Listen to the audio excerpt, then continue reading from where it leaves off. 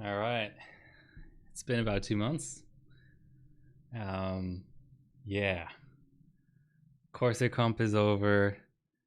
Um, did a podcast with Tech Tested, but otherwise, yeah, it's just various reasons I haven't been able to stream until now. But I'm gonna try to make that up and also change around the stream a little bit by having months of content on a particular socket. And this month, May, even though it's already the 19th, I'm going to try and get about 3 streams out for FM1.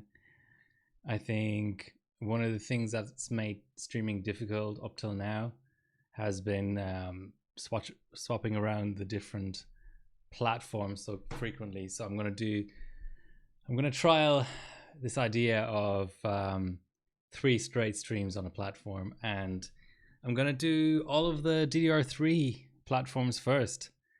And hey, Pebble or Pibble, yes, FM1, it's great. So in sort of roughly chronological order, I would say. But first came, of course, in 2009 came AM3, and I've done too much to AM3 benching already. So I'm gonna skip it, or I'm gonna do it last. But recapping, nice. As in recapturing, or you're gonna make a video about it or something? Yeah. So FM1 was the second DDR3 platform, and later on we had FM2, AM1, FM2 plus, and AM3 plus. Oh, recapping. Okay. Yes, that is a factor. I actually recently bought a Rex again, even though I threw out my previous Rex in anger, basically. But I have a feeling the source of this Rex will make it a better Rex. But we'll see if that really comes to pass. But without further ado, I'm actually going to do the motherboard roundup first. Then I'm going to talk about FM1 as a platform, and then I'm actually going to bench something. So here we go. I know I haven't put out my M3 roundup yet as a YouTube video, so it only exists as a very long, rambly live stream recap, or live stream VOD. But that's going to happen. I'll just put these two out at the same time. So FM1, what FM1 board does one want, and what is FM1? FM1 is a DDR3 platform, and it was AMD's first APU platform. And there's not many boards, but more boards than you would think, more boards than you would expect. Unlike pretty much every other platform that AM3 has released, there was no refresh. I mean, released since then. So FM2, we had the 6000 series refresh of the 5000 series, and even FM2 plus, we had Kaveri and Godavari. AM3 didn't get a refresh, but AM3 plus did with Vishera and Zambesi. But FM1 is just the 3000 series. For APUs, they curiously, I think 4000 series may have been OEM only, but in terms of mainstream available APUs, there was 3000 series on FM1, and then 5000 was already FM2 again. So we had two chipsets, A55 and A75. Hey, Tantaketa, good to see you. Just doing an FM1 motherboard roundup, so you're just in time for the fun stuff. Yeah, so the A55, I only see minor differences in terms of the actual feature set. It supports overclocking to the same degree that the A75 chipset does, but there were just no good boards. So I would say, for the purposes of benching, stick with FM1. My first pick is probably a really, really hard board to actually find on the market, which is this Sapphire.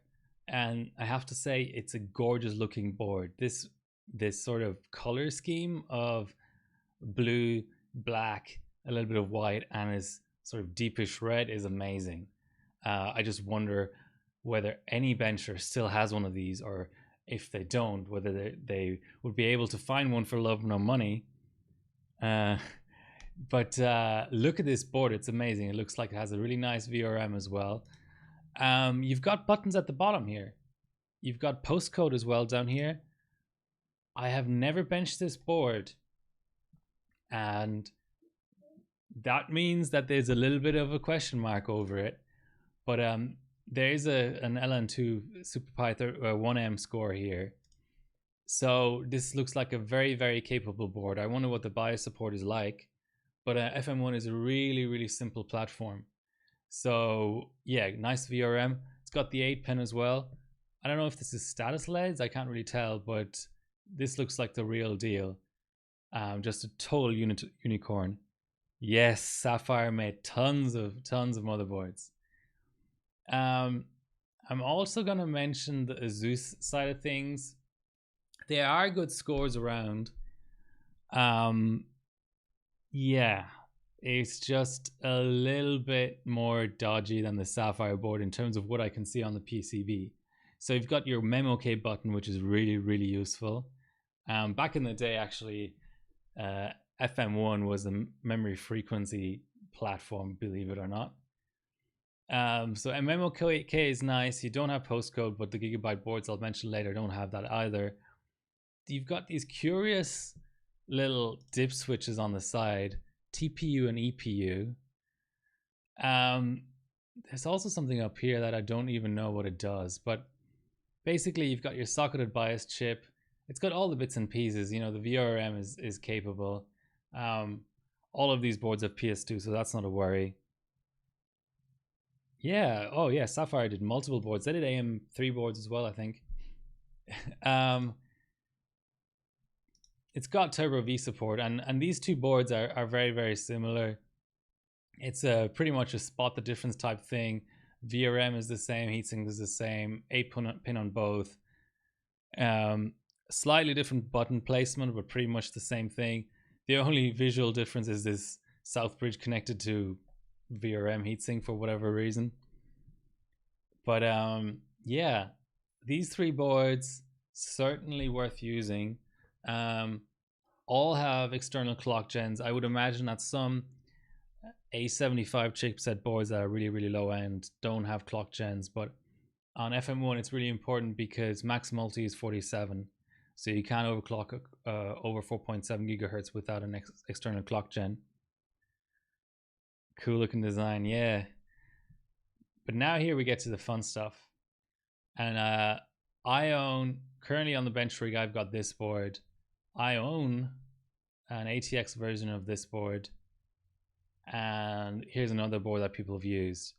So all with, you know, pretty decent Gigabyte BIOS. You do need to provide your own postcode. You don't have any buttons. But I'd imagine that even this that's the one that I would try to avoid if at all possible, is this one with the 4-pin.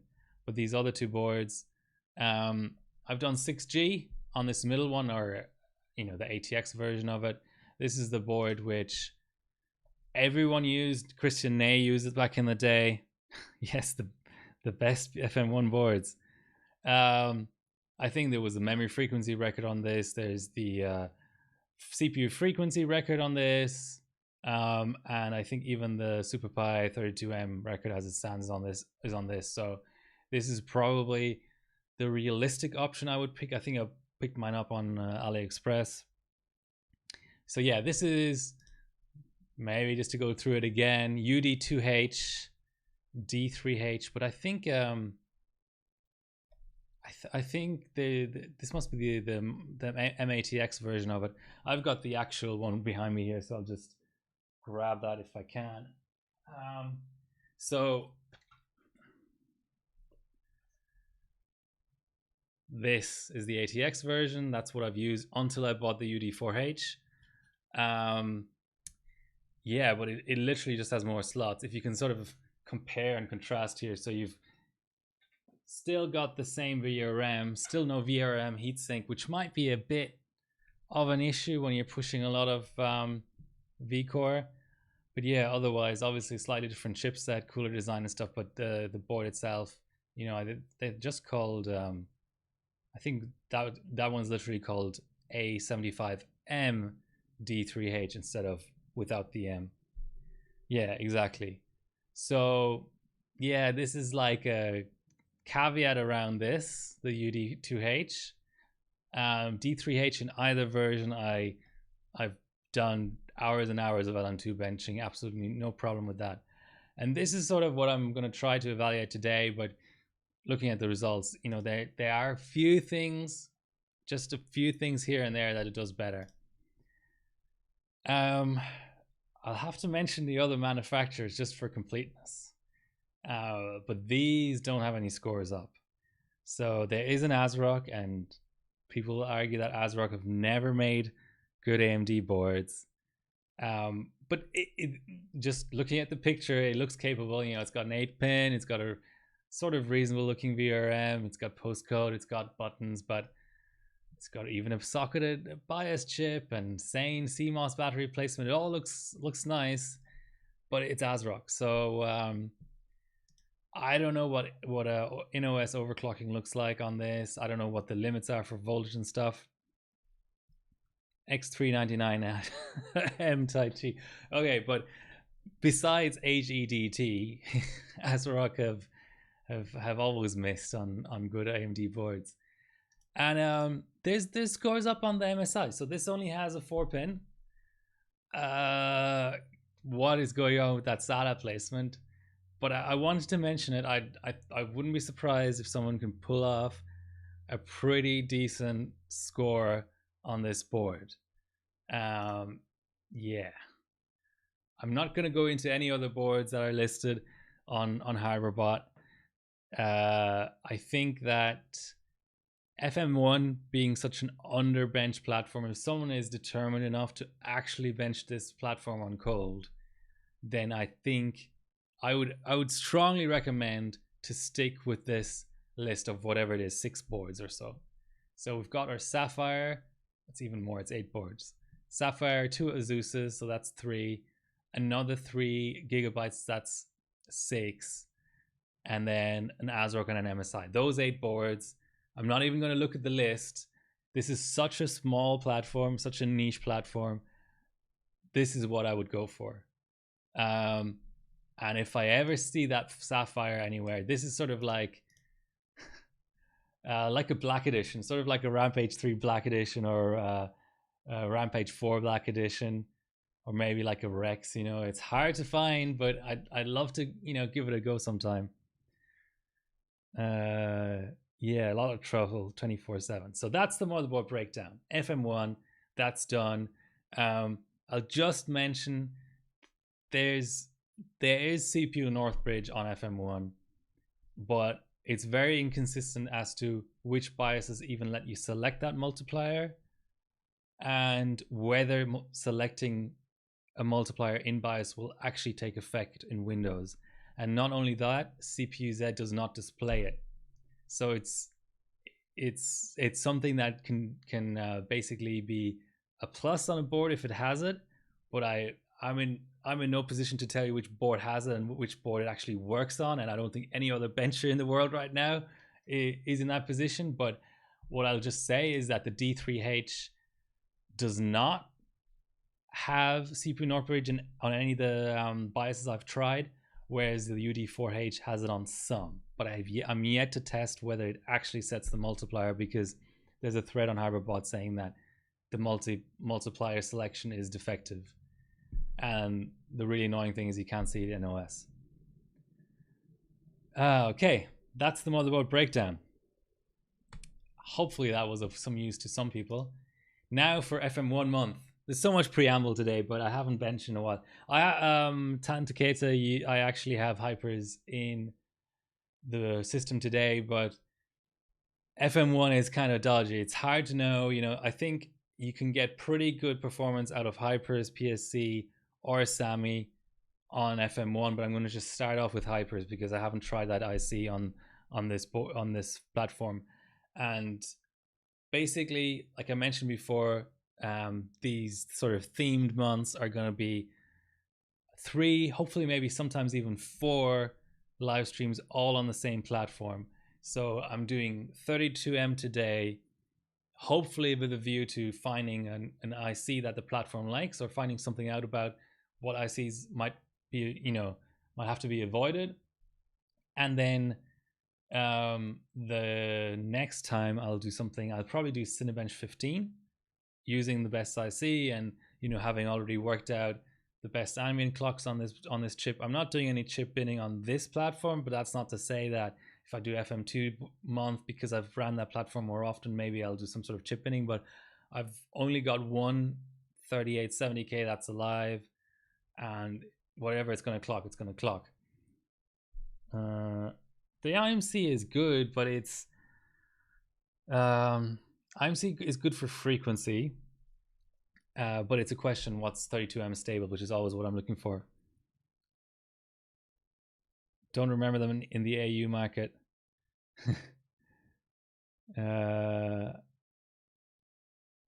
For normal purposes. FM1 is rare. I'm trying to think if I bought FM1 locally. I think I bought everything on AliExpress.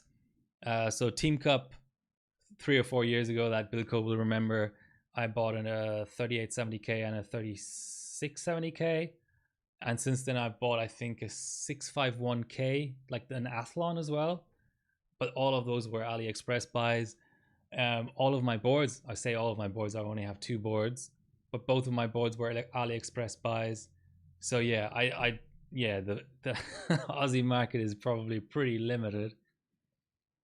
Sapphire boards. Oh, Sapphire boards, that's even rare. Okay, so now that we've done the round up, let's maybe spend a little bit of time talking about FM1 in general. So obviously it was the first. This article is actually kind of fun. I might put this link in the chat. Yeah, what Sapphire board is that? Is that AM3 or something? But this is from Tweaktown back in the day. 2011, June 2011. No, I don't want any ads. And they go through how the chipset works and all that, and what is an APU basically, because 2011 we had Sandy Bridge on the Intel side, so we already had 3 generations of Intel iGPUs, but it was the first AMD iGPU, 939 pure white, nice. And I've stolen this picture from there, so it's really simple. For whatever reason, this only, maybe the K SKUs came later, but this graph only shows the non-K SKUs. But basically, just to mention that 3800XX, so 3870K, 3850, the non-K, 3800 I guess is on this chart as well. Those have the bigger iGPU, that's so the 6550D, but everything is quad core. Maybe there was a lower end SKU later, but everything's basically quad core. And the only thing that and the L2 cache is the same size, and the max strap is 1866, which sounds low, but since on LN2 you have to up the BCLK anyway to get anywhere, because you have a max multi regardless of whether you have a K SKU or a non-K SKU. It's not that much of a limiting factor because you're going to be going over it anyway. Yeah, and then like there's just the TDP difference as well. But yeah, and here's, for those who are interested, my third live stream, I hope to actually do iGPU benching, so that'll be fun. So that'll be on the bigger one here with the 400 Radeon cores, whatever that is, and the 20 textured units. Sounds amazing, and a clock speed of 600. And there's actually good LN2 results up. I think Lucky Noob has an iGPU result. I don't know why people were benching it. Didn't seem to be part of any kind of comp or anything. Yeah, And yeah, maybe just to mention that they are pasted, so you can delid them. Well, yes, I'll give you a slideshow, exactly. Uh, maybe I'll bench a 1 to give it some sort of fluidity. But yeah, so they're pasted, as I'm pretty sure all APUs have been for AMD forever and ever. I already mentioned the top memory multi and the top CPU multi. PS check does work. I deleted my 3870K, but I don't think the heat output is all that crazy. All right, let's get to it. So today, actually, on bench rig, I've made an investment, guys. I've made an investment into a Noctua D15, I think is the name of it, which is a really chunky tower air cooler, which has got, I think, 140 millimeter fans on it, 2 of them. Wasn't cheap, but I plan to compete. Not all, but that's later. Okay, be interesting to hear what APUs were soldered, maybe in the Ryzen sort of era. So Tech Tested is running a competition for Athlon dual cores. So I bought a few AM3 Athlon dual cores because, you know, any AF140, so I assume that means 14 centimeter fans, or well, 140 millimeter fans. Any excuse for me to bend AM3. So there's 2 sections in the competition. There's the K8 section, which is AM2 stuff, and then there's a non-K8 section, which boils down to whatever FM2 and FM2 plus Athlons that are dual cores that you can find, which is pretty rare. Or then there's the B series Athlons on AM3, which is the business version of the regular Athlons. Or what I'm going to bench, and I don't know how it's going to turn out, but there was this whole locked Athlon series going from Athlon 240, 245, I think, as well, 250, 260, or skip 60, 270 and 280. So I bought a 270 and a 280, and I'm just going to bin them, and I'm going to run. It's an ambient only competition, and I did ask about running chiller, and the answer was sort of don't try to game the competition, which is fair enough. Because once you're on chiller, you know, I could take a picture of the thermostat, I suppose, but then what do I set it to? So I decided to go the safe route and invest in a legit ambient cooling solution. We have like 6 degrees Celsius overnight at the moment in Sydney. It's unseasonably cold. Got a VarioWare soldered, Den 3000 series Ryzen APUs. Okay, good to know. I didn't know that. So I think with like my balcony door open and stuff, I'll get a pretty good ambient setup going. So yeah, that's my new cooler. There's a few different reasons I got it. I think just get good. The sort of kicking off point for me getting air cooling was the competition, but I think it's also going to be useful for binning, because what I hate, especially on stream binning, is a lot of platforms you have to lift off. I usually use the chiller, and a lot of platforms that involves me lifting off the motherboard from the bench table and like undoing some screws at the back and then putting it back in, and then inevitably I like knock my camera doing that or whatever. And it also stops me from doing binning just because I'm lazy. I don't want to like get up from my chair. I just want to be able to just swap chips. And with this cooler, it's not the best, like the easiest retention system in the world, but what you can do is just run an outside fan and take out off the inside fan, and then you have access to the screws in the inside there. And once you've like assembled a sort of retention mechanism on a particular socket or a particular motherboard, then the motherboard can stay put, and you just undo 2 screws, lift off the air cooler and put in another chip. And I think it's a powerful enough air cooler that'll give me consistent results for binning purposes. I still really like my chiller, It's obviously still my number one option in terms of like non-LN2 cooling for GPUs, but I think I'm gonna start to mix in an air cooler when it just needs to be really, really quick. And then the other thing is, it's like a kilo of coolers, so I can sit it on top, um, and do like quick tests. Which at the moment I just sit a if I really want, I'm in a hurry, I just sit my F1 pot on top, and then what often happens is I'm trying to just quickly do something, but I get like I just want to check one more thing, and then I look at my pot temp and it's like 60 degrees, and I'm, especially on modern Intel, I just end up having to end my session because I couldn't be fucked attaching a water block anyway, essentially. And the other reason that I almost forgot is, do I have my Intel block here? Yes, I do. Okay, so this, I'm not saying this is like the ideal setup or anything, but up till now, for the chiller, this is what I was using. Intel mounting only on my heat killer. Excellent block, but again, takes a bit too long to put on the system, and it's Intel only. And I still have my, for AMD, I still have excuse me, have my old Alpha Cool, and it works fine, and it has Intel mounting as well if I really wanted that. It's an ice block. It was, 7 years ago when I first built a system.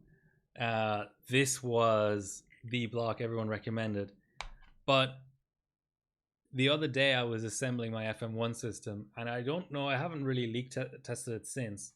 But basically what happened was, it was sitting on the system like this, and I was just sitting in the BIOS screen, and then my system goes a bit wonky, and I haven't even applied any settings, and I look over, and there was basically water gushing out of what I can only describe as the area between the top of the block and the bottom of the block, sort of. So there's obviously like a hot plate down here, and I couldn't really tell where it was coming from because there was the mounting mechanism here too. But basically, just under this lid here, there was literally just water gushing out. So I don't think this is going to be fixable. I mean, it might be fixable, but I just don't have any I don't have any confidence at all in that block anymore. So I don't have an AMD chiller block right now. I mean, I'm obviously going to get a new one, but that experience, like, not many things in benching scare me. I mean, the other day I killed a 6800K running 2.075 V-core on high LLC on a 4-pin board through 32M on full pot, and the chip died, but the board is alive, so I don't really care. I was trying to get a record, but seeing like pools of water on a running system, that scared me. So I'm chickening out now, and I have an air cooler. Okay, make fun of me if you want. Should do well with the ammons you have now. Yeah, exactly. Especially benching late at night, I should get like. So this is, I mean, the fans spin down and stuff, like smart fan controllers on, but like 22 degrees is pretty good on GD 900. Lower half should be fixable, probably a bad O-ring. Yeah, but am I going to trust it ever again? It's also a 5-year-old block, and it's seen a lot. So if I open it up, I'll probably see corrosion in there, or like it's skunked up. And how much time do I want to spend on it? I'll see. For now, it's not a priority. I've got my new air cooler. Anyway, so FM1, last time I streamed it was, I looked it up earlier. It was July 2020, and I don't remember that. I just sort of fast forward through that stream, and it was actually on this board, and it was the first time I was using this board, but I was just doing valids, I think. So since this is FM1 month, I will go through it. So this is the classic Gigabyte BIOS, F9 to show info. I'm on the F8A BIOS, and I'm wondering if that's a mistake. So like I was saying before, intelligent tweaker, is it on the DRAM maybe? I remember there being a CPU North Bridge setting here, a multi setting, and there isn't. So I think this BIOS might be too new for that setting and they must have taken it out.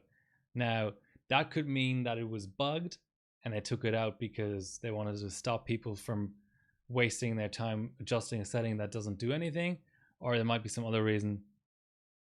F1 on the main screen.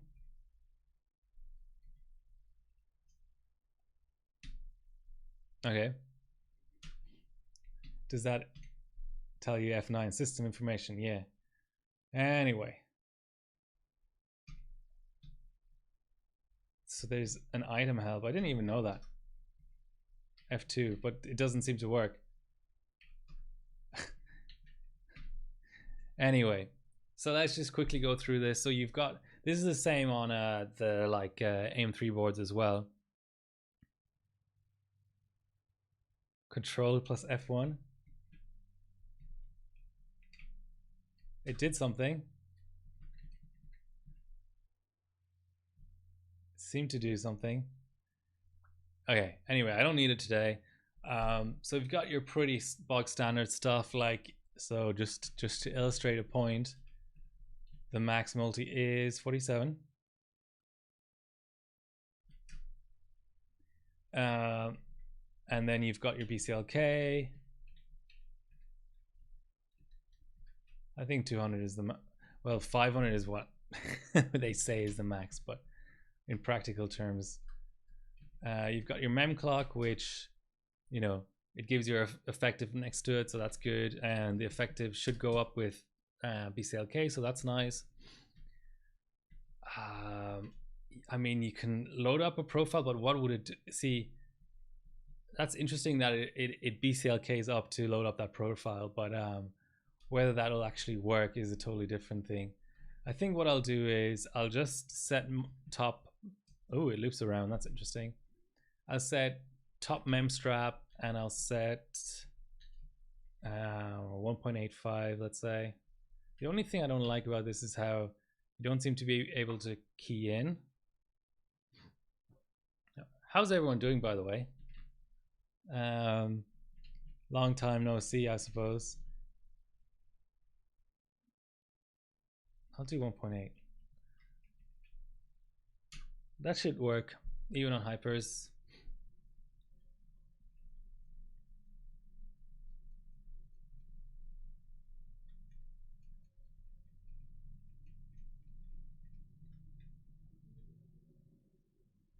And earlier I was running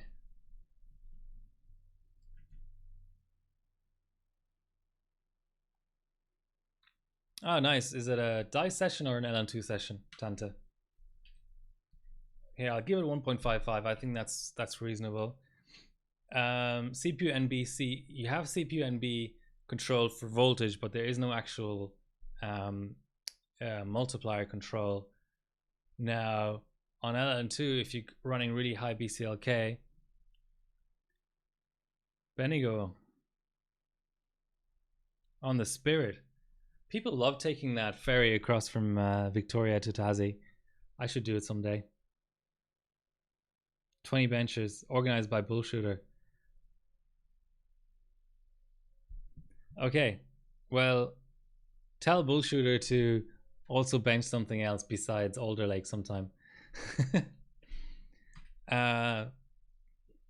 PCIe PLL from APU, probably irrelevant. But obviously, yeah, CPU North Bridge. If you are pushing CPU North Bridge, which in this case we won't be, you could raise it. It's got pretty good. I mean, 1.45 is probably adequate. I'd like more for LN2, but yeah, FCH. You've got your chipset voltage. It's funny how it goes into normal mode for DRAM termination.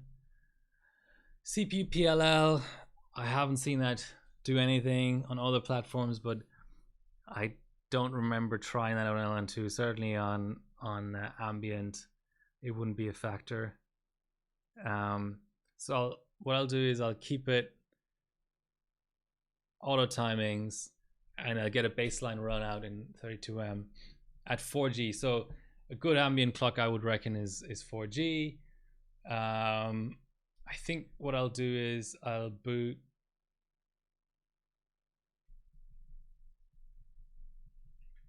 .35x maybe. I'll stay at 100 CPU BCLK. We need IDE, just disable. I mean, this, I won't go through the whole BIOS, just to mention that, you know, you can disable all of these power saving features here, but there's no core disable. So the only form of core disable is the OS core disable, which I don't know for valids and things how well that really works for benching. You've got your profile.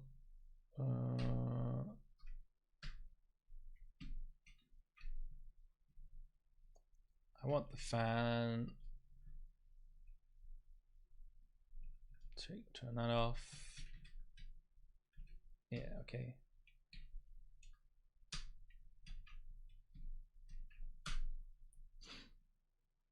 And let's boot into OS. Will do. Nice. No, I don't show the message. Meanwhile, I'll try and see if I can get easy tune.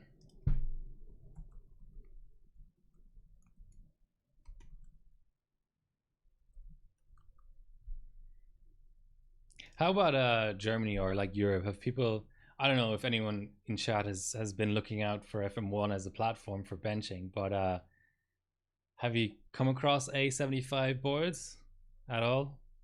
For me, it's just AliExpress, and for chips, it's getting harder and harder to bin chips because I've had a bad AliExpress experience recently. Well, multiples actually.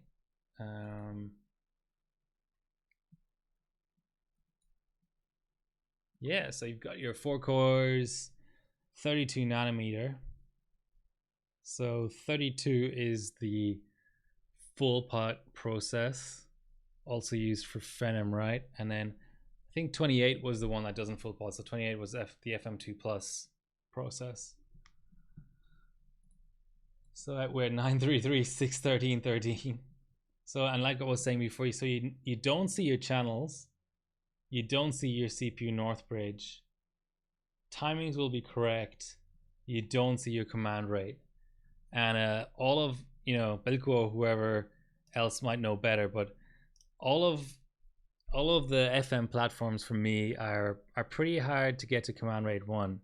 I almost sort of wonder whether it exists. Now I've had command rate 1 work on FM2 before, but at least on the Gigabyte boards that I have, it's really hard to get going, and this would be, I would imagine, would be command rate 2.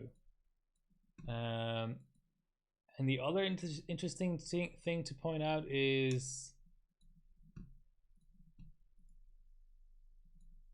first of all, it reorders the cores, which is annoying, but you've got individual clocking. So yeah, I don't know, maybe it's a frequency thing, because when I was running, okay, let's just sidetrack for 1 second. So what was it, 6800K. So I went a couple of weeks ago when I still had LN2. I went for the 6800K 32M record, or the platform record basically, which is by Wizardy. And I got this score, which is less than 3 seconds off the record, so that's pretty nice. But this is 2T. Well, again, you've got that same issue with command rate not being displayed in CPU-Z, but this is 2T, so up at around 2600 to 1T, I couldn't even get posting, never mind passing. I think I've done tests before where on FM2 where I could do something crazy low like 2100 1T, but then 2400, 2600, I couldn't get 1T working. And this is how my chip died. And on the Wi-Fi board, I should edit that and put that Wi-Fi board in. Yeah, running Sammys. They got really wet at the end. I actually thought, I didn't suspect that my chip was dead until later, because I saw that the RAM was wet, and I just assumed that it was wet RAM that was causing my boot issues, but it was chip dead, or dying very, very quickly. But I'll come back to this. I've already bought another chip. So, unlike FM2 and unlike AM3 and AM3 Plus, cores are not clocked in modules. I don't know how it's arranged on the core. They might still be in pairs of 2, but in PS Check you get total and utter individual clock control without any sort of limitations at all. So that's nice. I think the last core was good last time I checked, which in this case is the second last core, because PS Check. Oh wow, is the last core actually the second core? That's weird. Okay, yeah, that's really weird. Okay, we'll go with this core, whatever that is. One of these days I should do a PS Check tutorial, because it's not the easiest utility to use.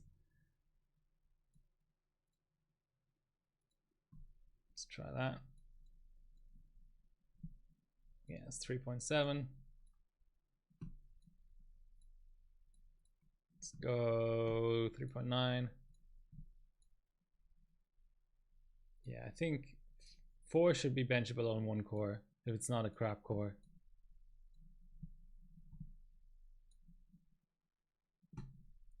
Maybe not.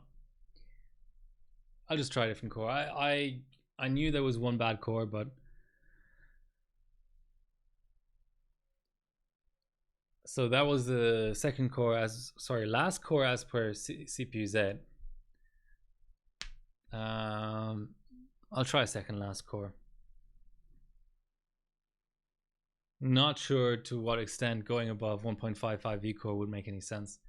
Oh, no, I don't know if I showed it, but no LLC control on this board either. This is a bit too old to have LLC.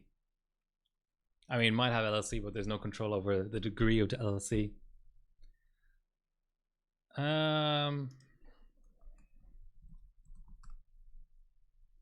All the info is in there. I'm using a Blackmagic Quad HDMI, I think it's called.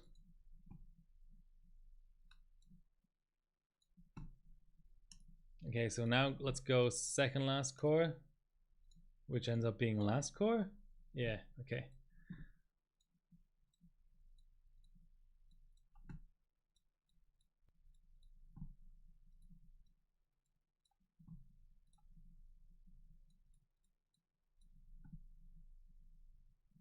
Worse. Okay, I'll just give it an extra 50 millivolts. I really wanted the even oh, was it a multi thing? That's right. I need to bump BSLK a little bit. Okay. Let's get our nifty calculator out. So 4,000 divided by 39. 102.5. Let's go 103 BCLK. Oops. Oh. Let's see how that works. Maybe it's a multi thing. But yeah, that capture card I'm using for my cameras and things as well. So that's why it's a quad. Strangely, I find E5 is a weird postcode for going into OS, but that's what it uses.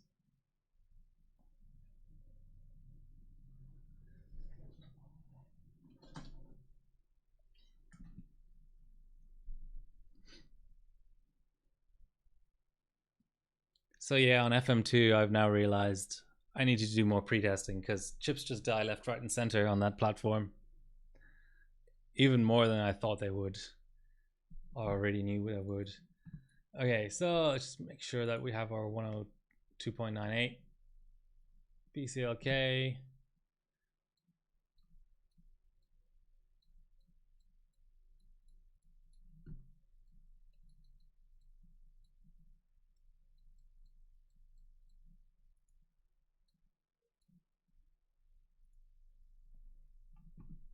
That's not last chip. Last chip is last chip. Weird.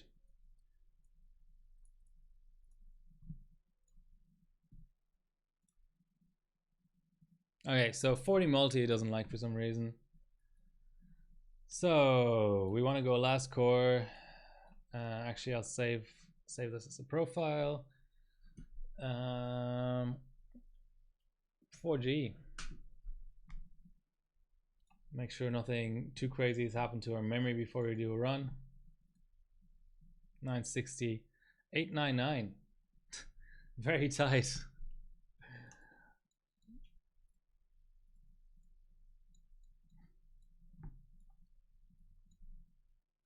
I'll explore a kill just because I'm try hard.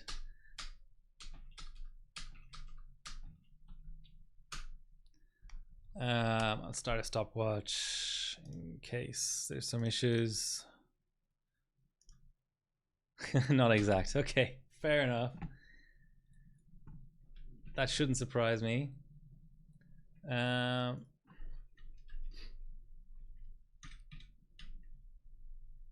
For the purposes of this, I'll just literally just go down one memory multi.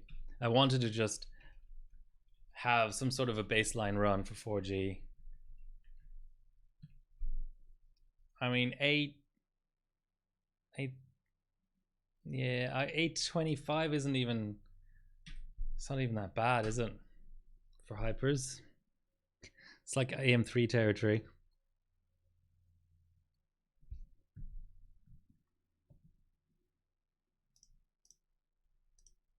Oh yeah, and if you don't already know Texas's podcast, here it is. That should open Spotify up if you have Spotify. To his 3 episodes so far.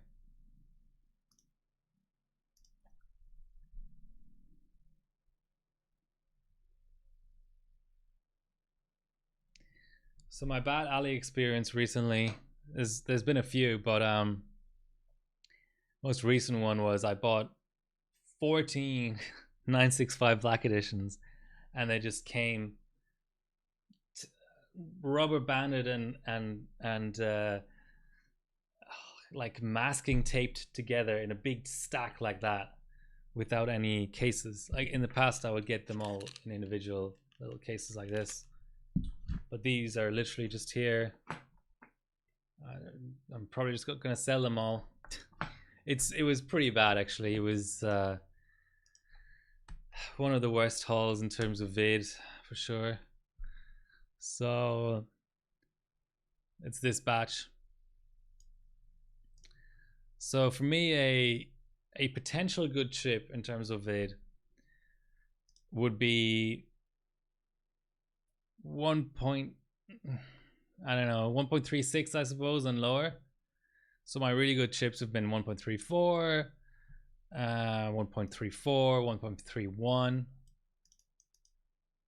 I think on a certain board this was actually, yes, I did have one chip under 1.3. Those are all good chips. So 1.36, 1.37 is still acceptable. Over 1.4 I don't even bin. And this batch, I checked them in sequence like that, and it was 1.46, 1.46, 1.42, 1.39, 1.39, 1.47.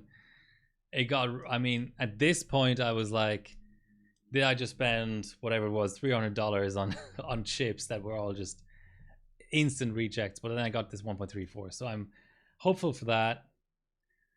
I may try one more chip from the batch just out of more curiosity, but yeah, it wasn't great. Let's put it that way. It wasn't great. Okay, so 820. Okay. What I'll do is I will start a run, wait for one loop to come out, and then I'll go at least go 824 or 6666 and see that for the purposes of time, basically. Wrong platform.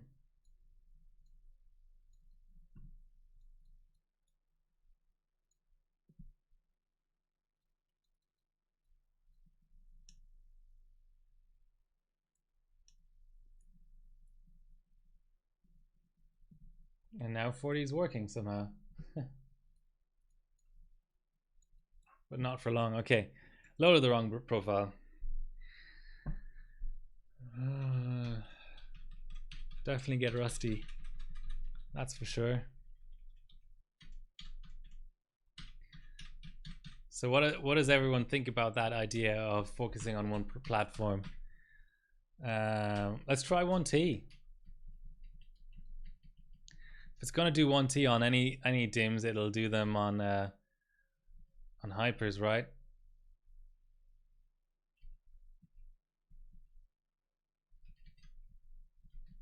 I'll just match the SPD.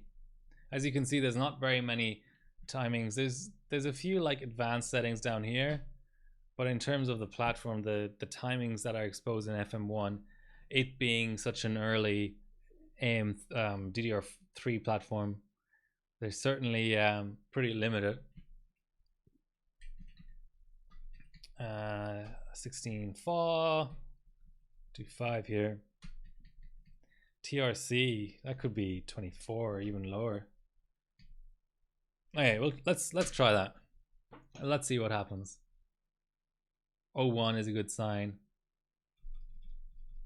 Okay, so 1T confirmed on hypers. Let's see how we get on with Sammys later. Now I want to save the profile.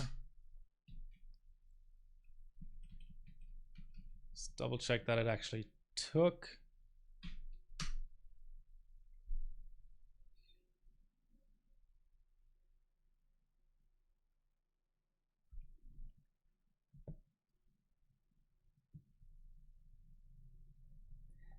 Nice to see some AMD benchers actually. Bones and Bilko. This is the stream for you, FM1. The nichest of platforms. No, I would actually, if I were to rank them, I don't know. I oddly think that actually AM3 in a benching, from a benching perspective, is a less niche platform than AM4.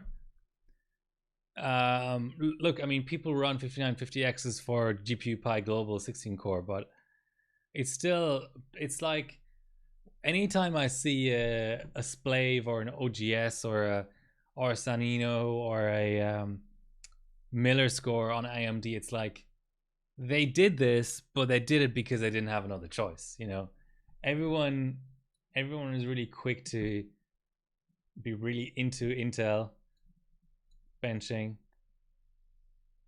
I got it. This is the profile I want.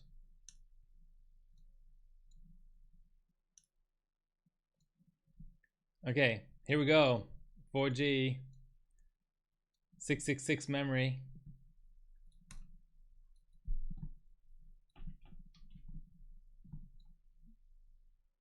Was it the last core? Final core. Okay.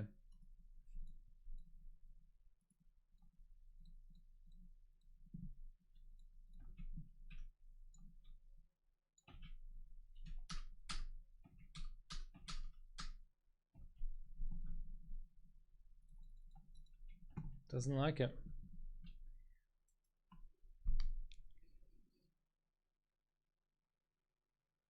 I think I'm gonna have to sell for 3.9 gigahertz.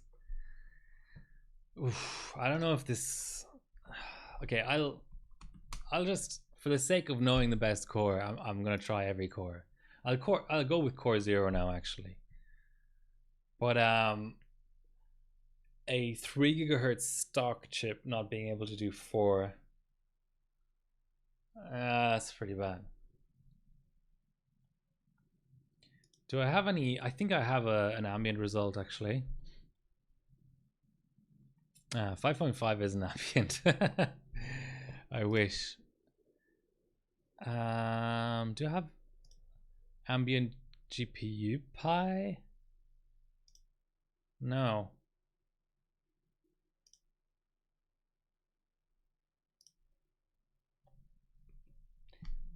Okay.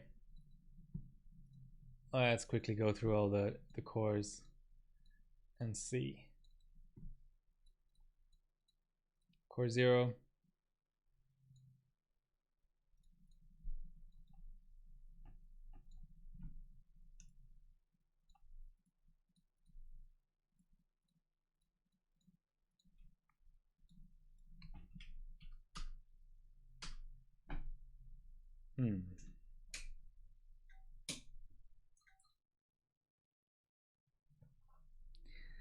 Hey Ethan, if you ever want to know what's being benched, exclamation mark rig, we'll tell you. But also it's in the title today because this is the first stream of FM1 month. So FM1 is the first APU platform by AMD, DDR3, quad cores. Yeah, so 32M FM1, and I've got hypers in the system at the moment.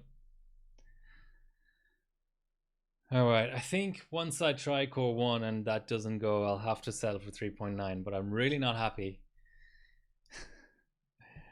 Do we have any ambient? This is only a 15 pointer, even for first place. So, do we have any ambient 32Ms that are worth their? So, infrared did a 4G. Interesting. At what voltage though?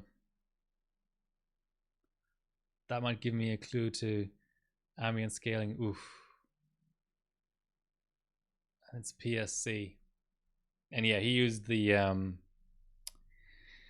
UD2H, the 4-pin board that I said was maybe a little bit dodgy, but if infrared is using it. What about this caution guy? Actually, what I really want to beat is, I mean, Max has the Aussie record, but Aussie second place, CB Joust. That's what I want to beat. Which shouldn't be too hard. 1.68 for 3.7. Okay. Maybe we need to just temper our expectations here and go with 3.9 gigahertz, even though, you know, for this sort of LLC type stuff, I like round numbers.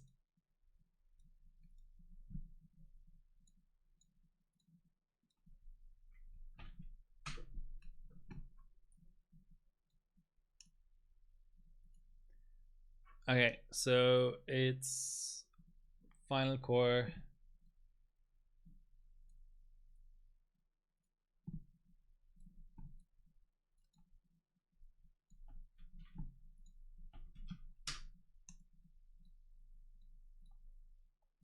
LCC, not LLC. LLC is something different.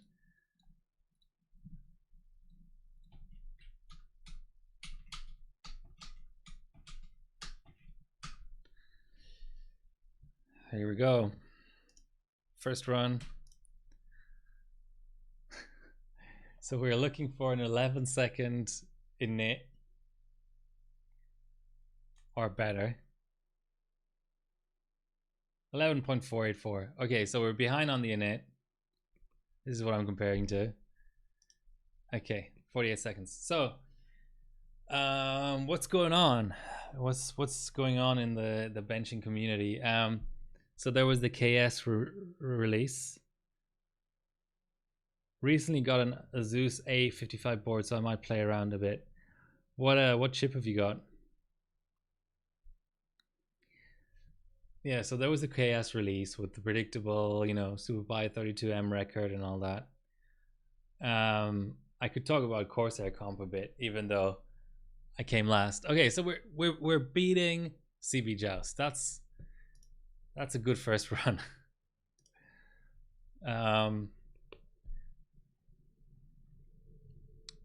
Neon SS. What's Delhi usually is one of those benchers who throws a lot of V-core at things. It's not displayed properly. Oh man, pure platinum A75. Is that the one? Yes. I wonder if Delhi still has this board. 3400. Oh yeah, bones on AMD especially. I see a lot of bad inits, but by loop 1 or 2, we'll have a much better idea. Okay, so 1.2 seconds or so faster at the moment. It's a fun platform, FM1. It really is.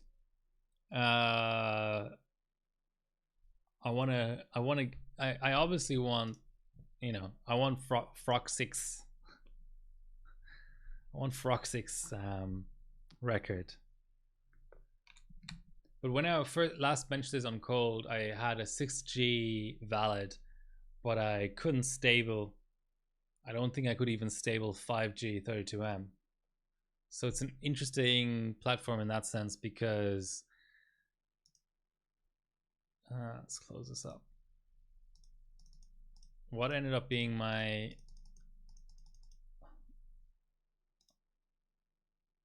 even 1M. So I did 5.2 1M with the D-lid. Nice. I did 5.2 1M and 6G valid. But then what ended up being my, where is it? GPU Pi. I think it was like, 5.3. What happened to that chip?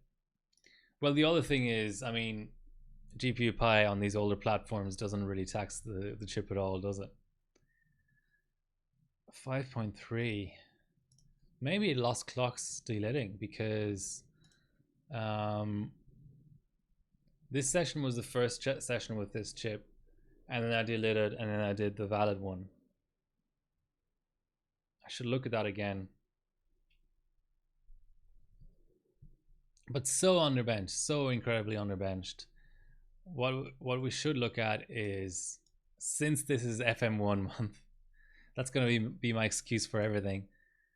There's a few different aspects of this socket that are worth looking at. So first of all, people bench BCLK a little bit on this socket. So Nay went to the trouble of maxing.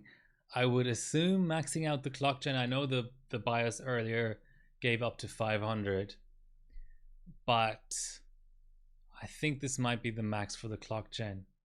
And this leads me into another topic. There are bugged CPZ valids. So here you can see clearly with a mult of 8 and a core speed of 1600 megahertz, bus should be 200. Let's see what the valid says. The valid says 400, but it's subbed as 200 and it's accepted as 200. When you see it, bricks will be shot.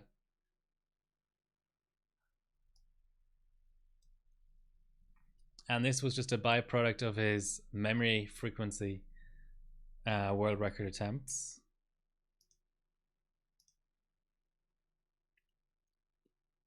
Look at that. Interesting concept, submerging the DIMM like that with the spreader still on. And that's what this retail packaging for this board that I currently have on my test bench looked like. I like his little like he's put it on a, I remember these as a kid. You could play on these like sort of carpets that had cities and roads and stuff printed on them. That's funny. So yeah, there was an amount of BCLK clocking done. I think I did this 152 ambient.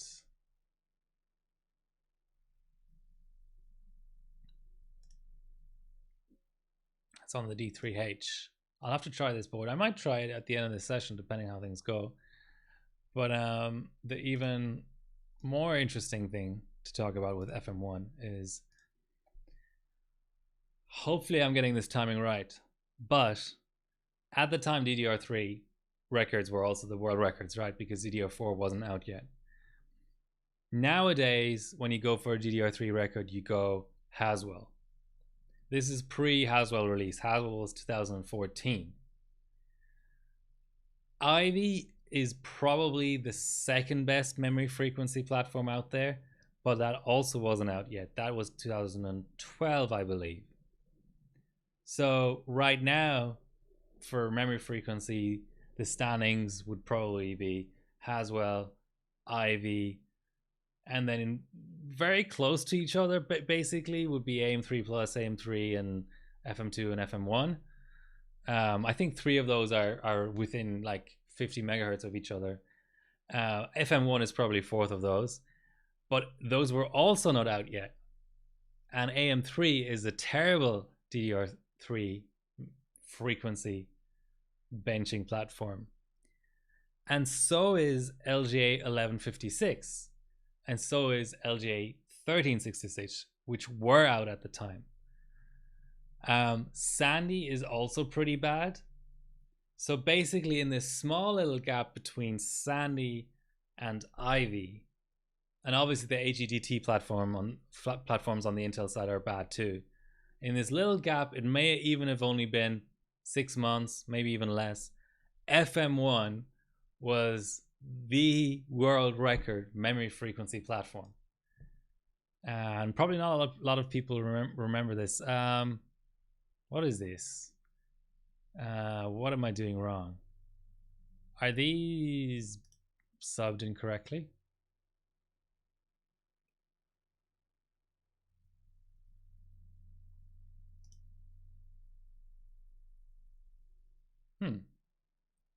Okay, so there was obviously stages after that for the record. I'm not seeing the results. Nay, okay, let's try. This is definitely benched. Or is that whole story that I just talked about, is that completely made up? Am I mixing up FM1 and FM2 or something? Well, FM2 was the memory frequency platform for a while as well.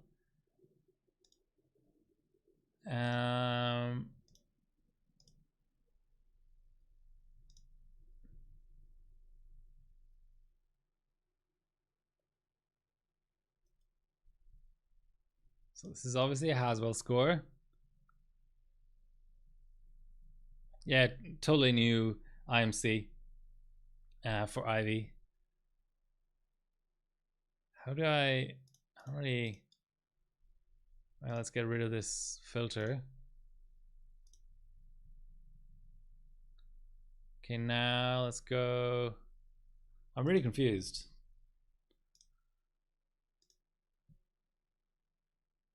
Has he deleted scores? I'm okay.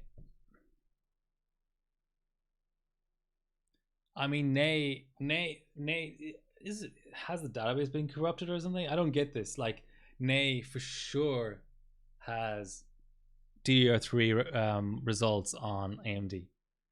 I've seen those, like 100%. Why is only his best score showing up? I don't really get it.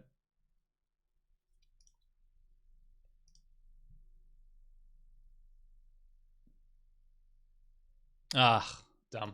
I'm dumb. I need to untick that. And now DDR3. And let's go again.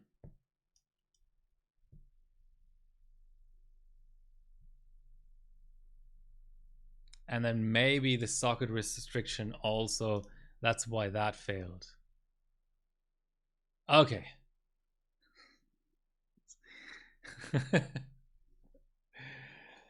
This is not going to end up clipped on livestreamfails.com because there are results on FM1 with Hynix CF4 by Christian Ney, and it's almost 4,000.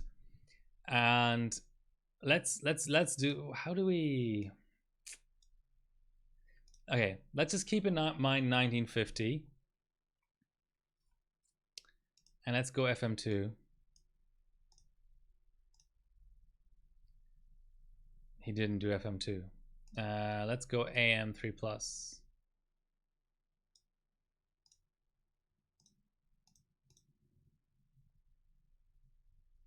$1540. Okay. So someone else did it. Like maybe top TOPPC or one of those guys did like almost 4,000 on AM3 Plus. Yeah, Churv. Okay, so there you go. AM3 Plus 1948.1, FM1 1950.3. How much more close could it be? Maybe to go into this whole memory controller thing with, if you're a little bit new to benching, so I'll go Sandy onwards only. So on the Intel side, Sandy is like, it only, I think the top strap is 2133, whereas Ivy, the top strap might be like 2400 or 2600 even, and Haswell, the top strap is 2933. So that'll give you some idea of, it's not a perfect measure, but it'll give you some idea of how strong the IMCs are.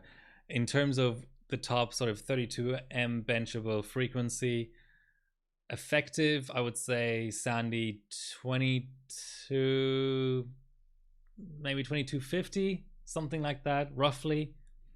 Ivy, people have done 2666 through it, maybe even 2700, 2800, depending on IMC, but they do vary a bit. And then yeah, on Haswell the game is a bit different, but they do like super tight PSC, like 696, 2800 sometimes even, or 6106. Yeah, so both for frequency and for like how much it likes certain ICs, Sandy isn't so good. Yeah, Ivy was a big upgrade from that. Let's look at this result. Because it's FM1 month, this is gonna become a motto. I love this old shit. I'm not like, I hate memory frequency benching myself, but I like looking at it as a curiosity. Look at that, CPZ version 1.61. And let's actually drive home this point by restricting the rankings to the 13th of November 2012. Let's look at the progression of DDR3 basically. So 2012, 13th of November. Here we go. 12th November 2012. Maybe you have to go one extra day. Oh, this is AM3 Plus. Okay. Annie. There you go. The 50.3. It's the world record. How can we show what Intel was at the same time? We just go socket LJ 1150. So 1950, we have 1, 2, 3, 4, 5 scores over 1900. 1155, obviously, duh. 5 scores over 1900, and this, people probably didn't even necessarily bench this also all that hard, but Intel was at 1670 at that time. You know, a good 270 megahertz lower. So what was Cookie doing? So this is with Ivy out already. Must have taken a while for them. Maybe the rain lasted all the way until Haswell came out. Yeah, 3000 is possible on stuff like MF4. So there's this IC called MF4, which has really loose timings, like you run like 11, 13, 13, and you can pass 3000 or even more, 3200, but it just doesn't score very well for benching.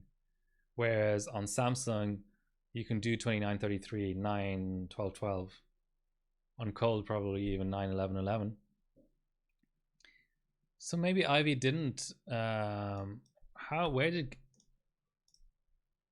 Ivy end up? Yeah, so 1690. So I'm incorrect in my ordering. I thought that the world record went Sandy, FM1, Ivy, Haswell, with like a little bit of AM3 plus sprinkled in, but never actually the world record. But switch around those two. So Sandy, Ivy, FM1, and then Haswell. Okay, so our score is out. I'm actually gonna save it. 17-15. So let's go back to I wish I still had 1737. So okay, 100 and something megahertz more, and obviously XP versus Win 7, but that's CB Joust knocked off at least. I'll put the motherboard tab in as well just to know the bias.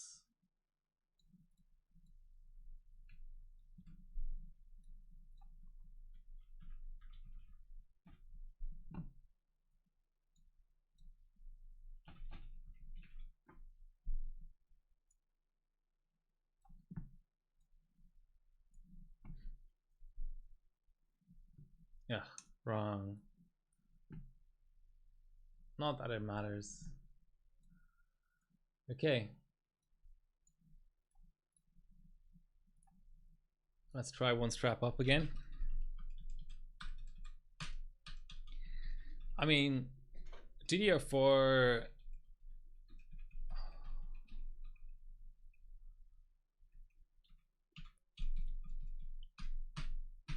Did people bench it? I mean, did people put out memory frequency records on DDR4? Probably not.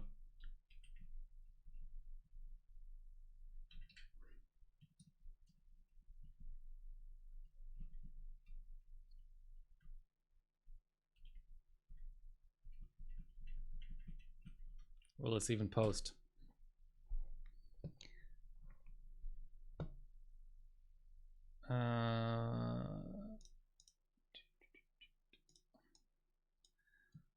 This is digressing a bit, but let's check that out. So 2000, let's just go 1st of Jan 2015. Surely DDR4 is out by then. I thought it was 1st of June. Yeah, duh.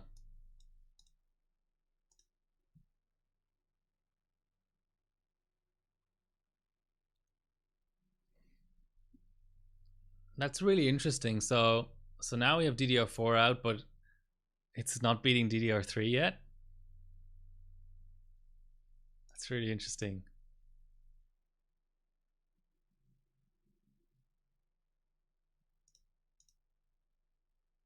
So that's what?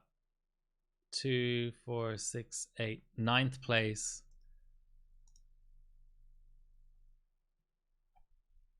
See if we can start a run. 933. That's reasonable. That should run.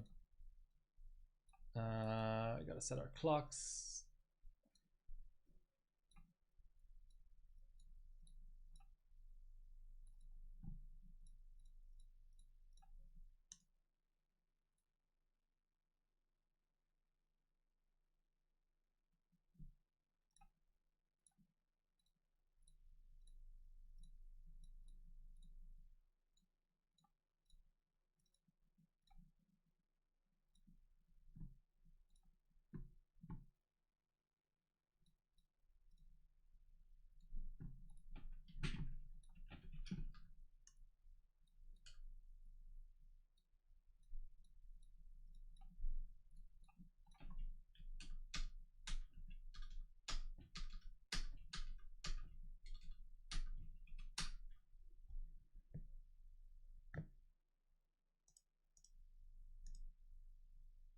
Well, we don't have an insta null exact, so that's good.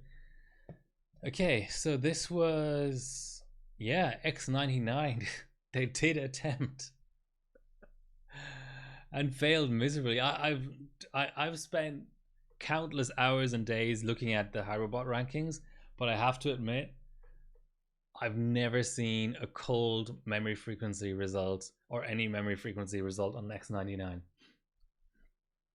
Very, very interesting. But by like, correct me if I'm wrong, but I thought that by like the second half of 2015, Skylake was out, right? And then that would have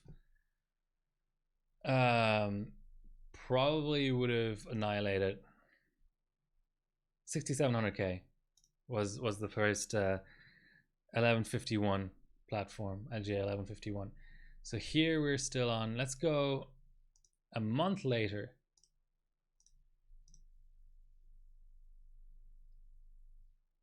So now we've got more.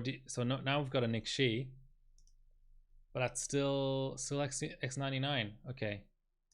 Wow, they really tried.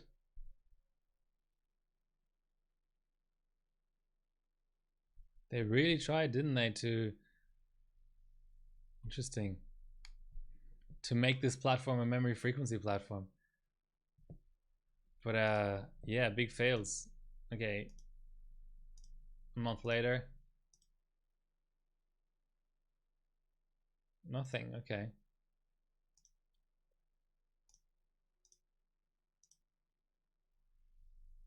Okay, something happened here. So let's go 1st of Sept.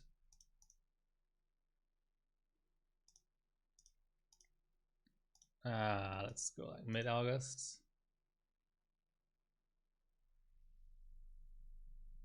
So this is where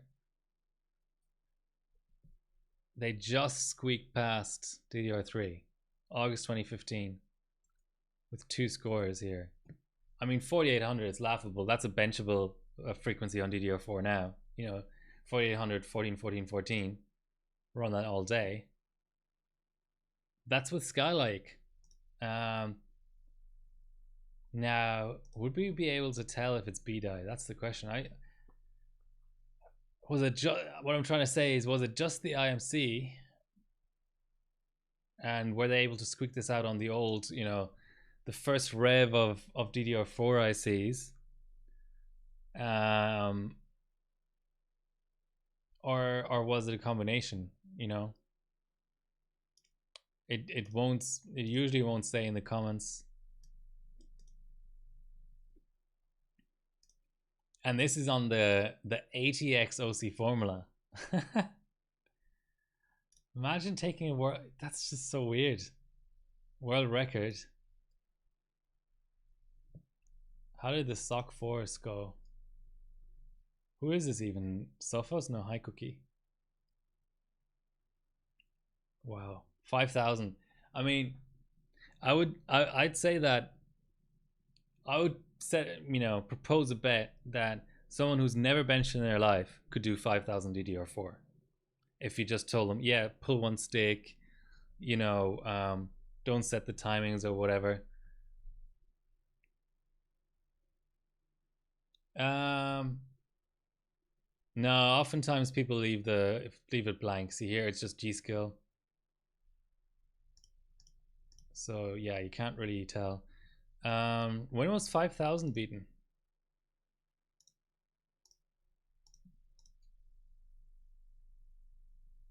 Still not there.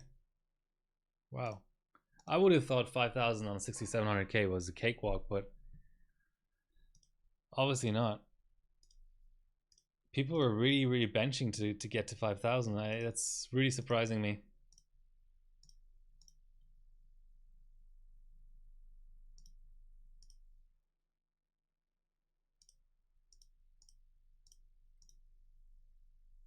Run still going.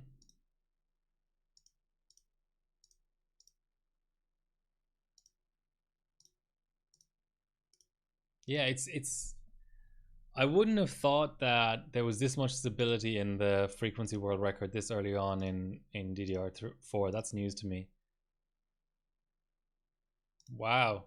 You're talking now almost 8 months of like 2 guys basically threw up a score on Skylake. And that's it. Okay, so here's the first 5,000. May 2016.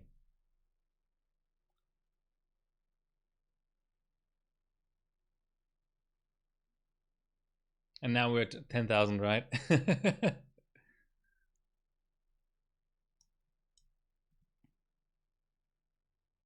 And it's a 6,600K. That's a pretty messy benching setup. Bias maturity. No, surely it's got to be ICs, but yeah. And then 2017, I think something like December 2016 was when the 7700K was in the hands of overclockers. Yeah, and Splave, like pre-NDA or something. Oh no, G-Skill Booth. Was it? I think I saw a score drop on New Year's 2017 before, but maybe related to the 7700K. What's this now? Audigy. Jer Bauer. What the fuck is that's still his top global score. That's kind of funny. Yeah, so here we see the first 7700K scores. 6700K. What I didn't like about Audigy, I don't know if he's even active anymore, but what I didn't like about him was there was never any rig picks. Okay, now we're at 5.5. So this is mid 2017. This is when I started benching, pretty much. I mean, this is B-Die. Be interesting to find out when B-Die hit the market, because I never knew any other IC besides B-Die on DDR4.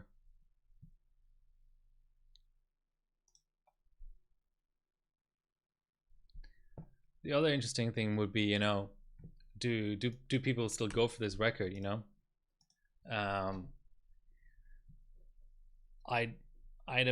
you know, it might end up just like so OGS, or was it Sophos? Sophos, I think. Sophos is 4600.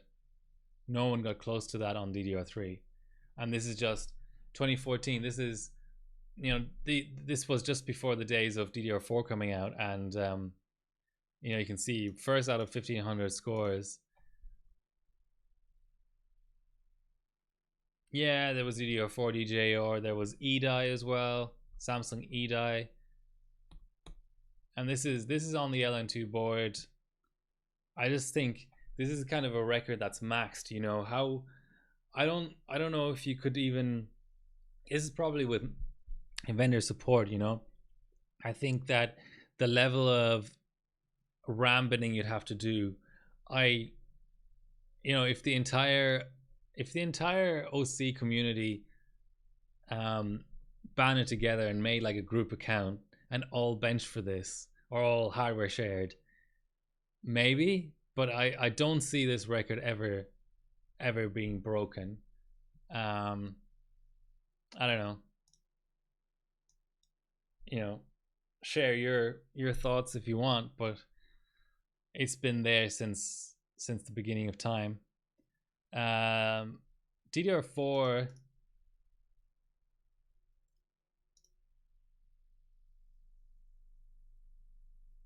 when are these scores from? April 2021. So yeah, people are still benching this for some reason, but no rig pick. Whereas if you contrast that with, I think DDR2 is beatable. It again takes a lot of binning. Like the question with DDR1 and DDR2 becomes, you know, are there still enough sticks alive around to bin for it? But I think this is very beatable. I mean, you've got it on SS. That might not even be the optimal temp for that stick. Like even Noxonite could, next up LN2 and better heat spreaders, you know. So this is just, DDR2 is a lack of trying thing, whereas Katori's DDR1 is just, I don't know how, like, this is air versus nay, you know, 6 megahertz lower on full LN2. I think I mean, Edo, FFPM, whatever. Yeah, that's you know, those are just joke records. But right now, as it stands with the RAM that's available right now, in order of beatability, I would say that the most beatable is DDR2. Next most beatable, just because of how immature it is or whatever, I would say is probably DDR5, then DDR4, then probably DDR1. Like these are sort of tied, but DDR1 and DDR3. But yeah, if you were ever trying to go for one of those records, that's how I'd rank them. Okay, a loop 15, a 10-minute loop 15. Let's go back to where we were.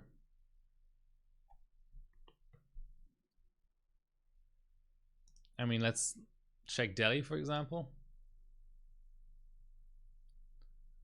What's he got? This is Win 7, but it's higher clocks. 11 minutes, loop 16, so we can't beat Delhi. That's the next one down. Caution, 6 seconds lower. That could be a good goal. Same board, XP, same clocks.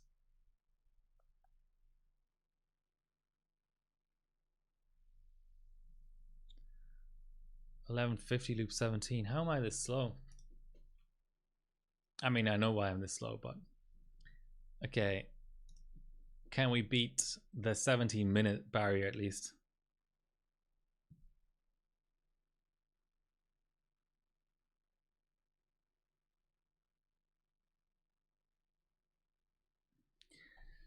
Bidding 4770Ks.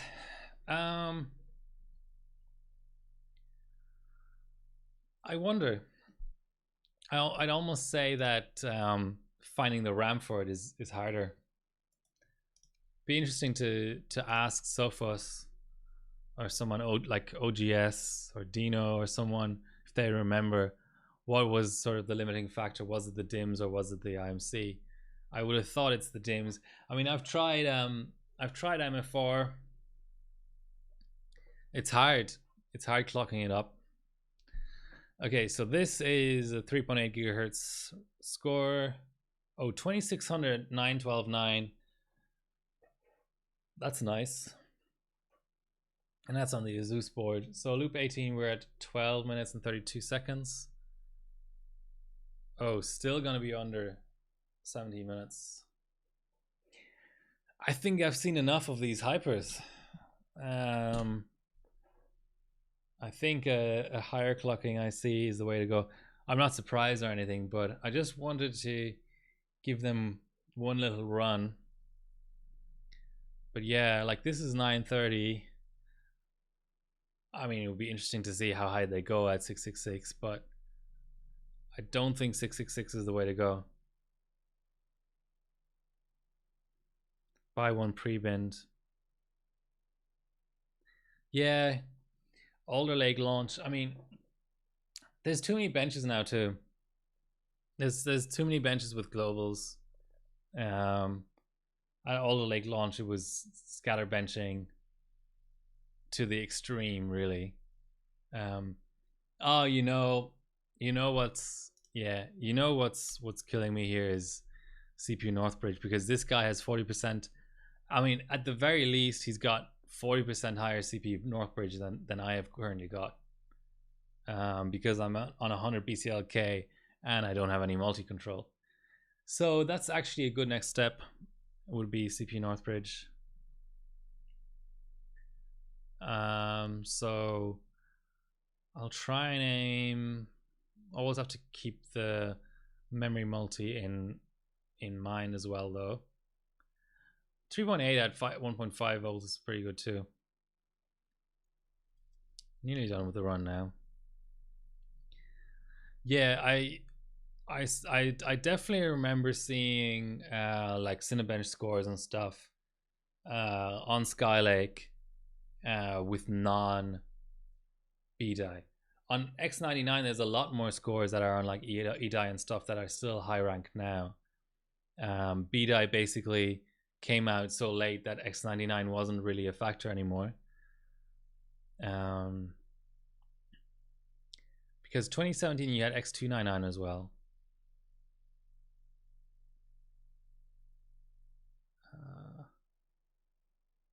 Yeah, interesting.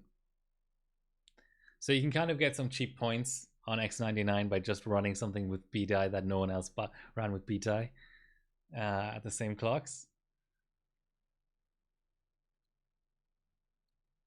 Okay, let's do a CPU Northbridge test next. That'll be interesting. And what I might do next is flashback. Next after that will be flashback to F2. And see if I can get the multi-control back.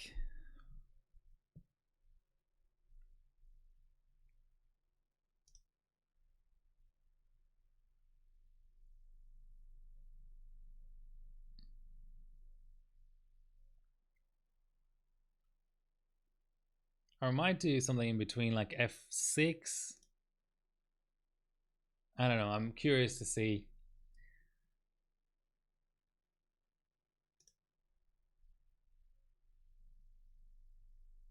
Yeah, thanks for dropping by, Bilko. And I definitely need the good luck. Yeah, I don't think I'll go too late on this stream, but another half an hour at least. I haven't had my dinner yet. This was a straight after work stream. I was feeling very motivated. Okay, so 1707.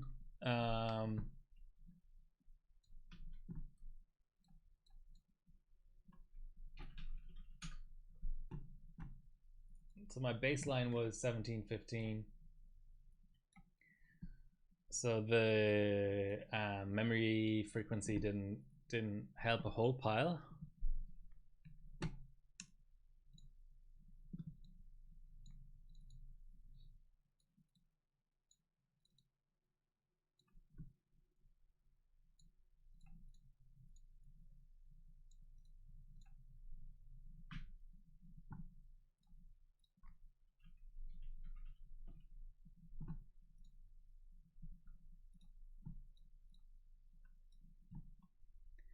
So what was it? 17 min 7 secs.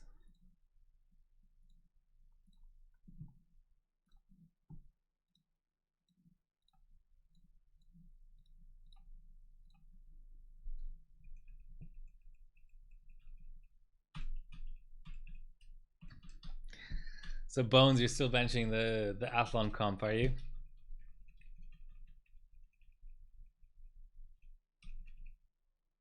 Okay, so I'll save this as my first profile, and then I'll try to run a good amount of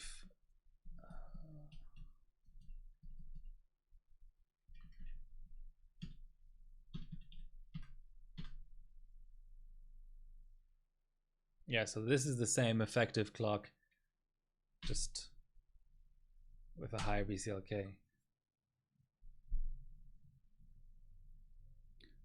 Good result of 17 minutes. Oh, I'm just getting started.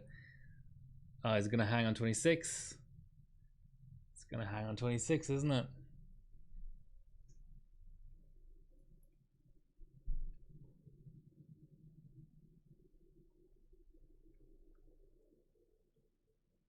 (9F). Okay. Where's my little clear CMOS?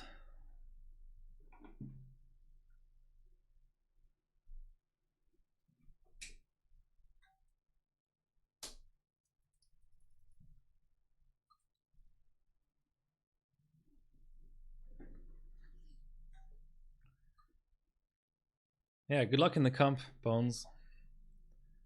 I think my 720 Black Edition is dead, by the way.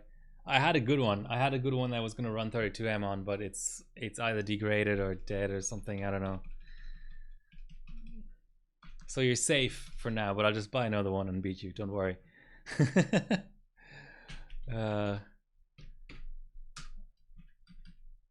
Okay, so what we do is we go middle strap, and we try to get the BCLK of the middle strap. So it'd be like 120. Even less. Around there, just to sort of match. So 930. Yeah, 930 is about right.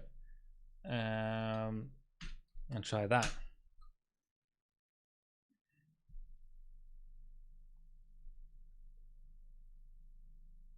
Okay, that looks like a post.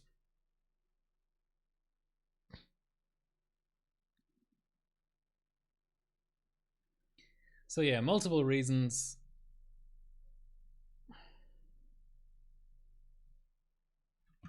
God, does this board drop SATA with BCLK? That would be terrible. It doesn't even have PATA. I'd attach a PATA, but oh well. I think the 720.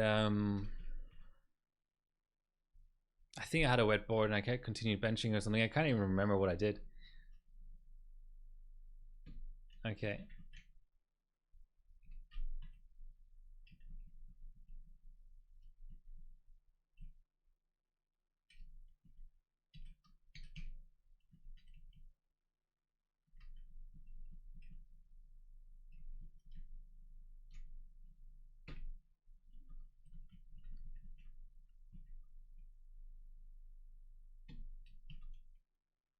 Okay, so it's recognized. I'm going to go into BIOS one more time and just check that it's still recognized. That might have been just a blip. Okay, it's there. So now we'll leave and let it do its thing.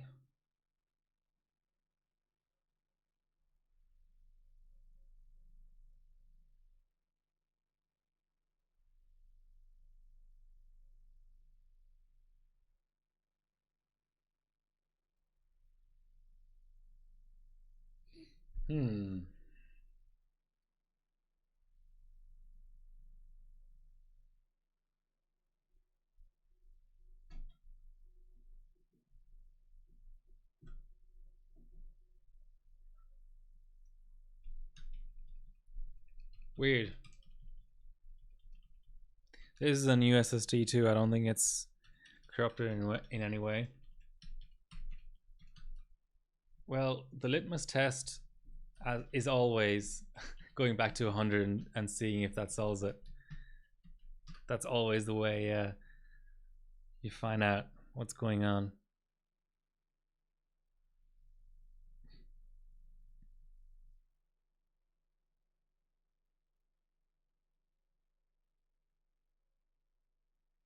Hey, morning.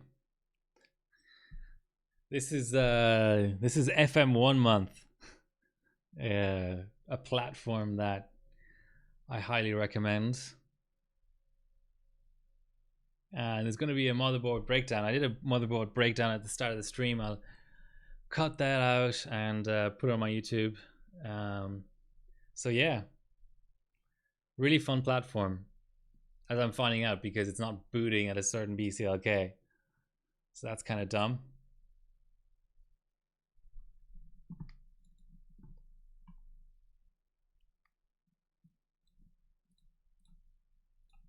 Okay, well, hey Matthias 87, first time chatter, welcome. Yes, Windows XP is the greatest Windows of all time.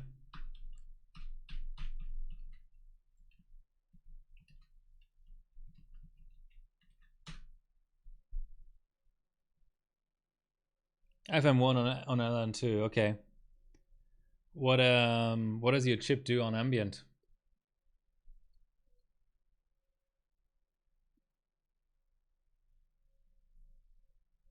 So it does boot 105.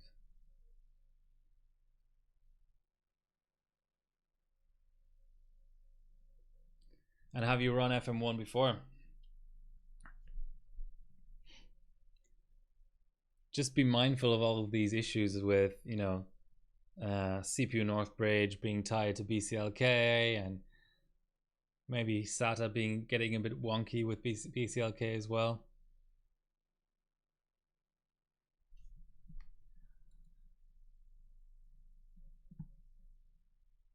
Okay, so 105 is good.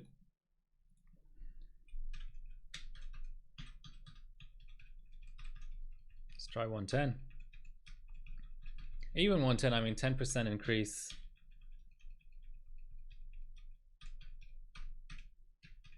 What board are you using? Does it have InOS overclocking support?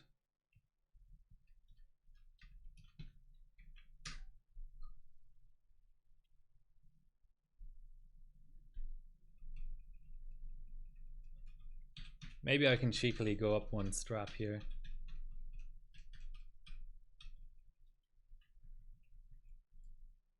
Oof, okay, maybe not.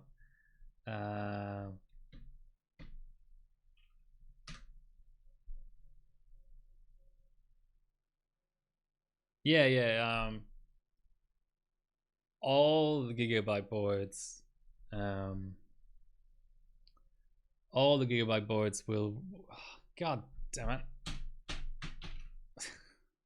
This is fun. They'll all just work with EasyTune. So just go to any of their gigabyte websites. I was about to go there myself, actually.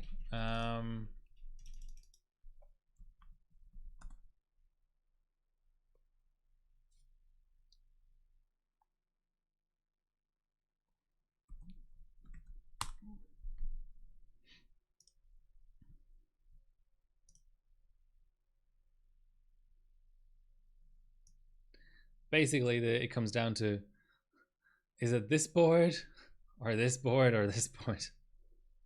But they're all good and they'll all have EasyTune. So Win 7. No, let's go Win XP. Utility, EasyTune 6.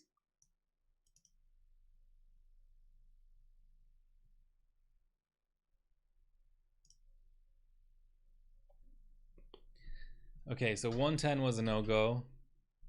Can we try 125?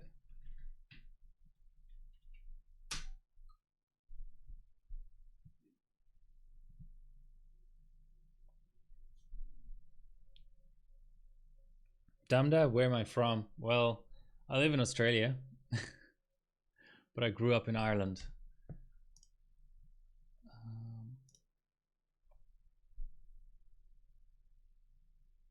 Yeah, and tech tested. Gotta pump some of the minor volts as well. I can't remember. I should see if I have the notes, but I think you need to pump like CPU North Bridge, and is there a chipset voltage that needs a little bit of increasing as well?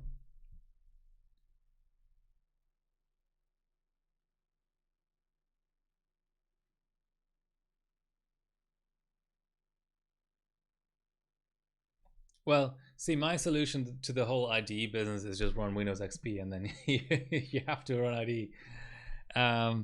Yeah, that can be a factor. I can't remember whether that was a factor on FM1.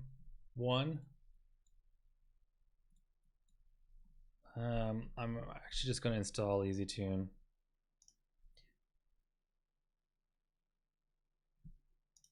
That was dumb. I downloaded it on the wrong PC that I can't get to.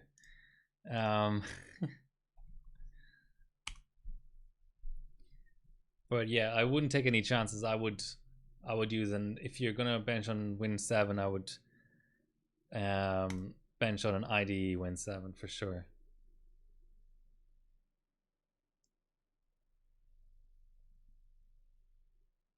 And yeah, I if you're gonna go cold, I would say work out what BCLK you need for whatever you want to bench at. Like, let's say you want to hit 5.2, then hit the BCLK required for 5.2 before hitting the multi, if you get me, because otherwise there's not much point, because you won't find the the actual limit of your chip.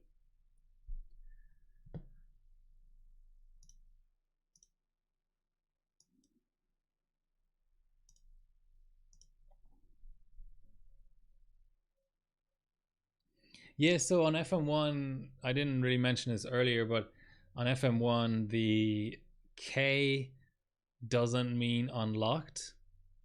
Like, even the K SKUs go up to 47 multi.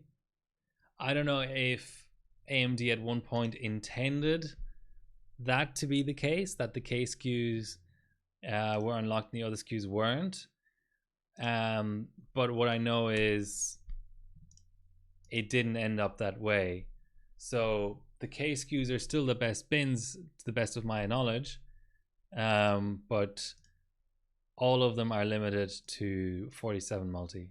From what I can remember, it's been a few years, but from what I can remember, that's the jam. And maybe the other SKUs might have some sort of TDP limit or something, but they all go to 47 multi.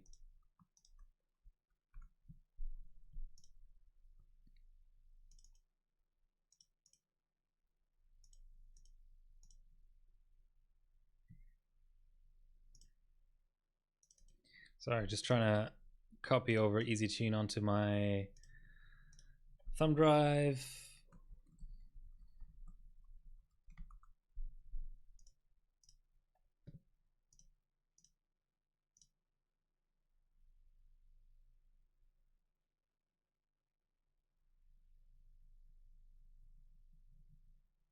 Yeah, I know.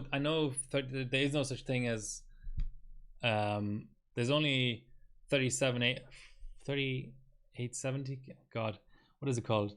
Yeah, there's 3870K, and there's 3670K. Those are the only K SKUs. So when you said 3500, I knew it was a non-K SKU, and you say you know, it hasn't unlocked, somehow hasn't unlocked multi, but they all do, is what I'm trying to say.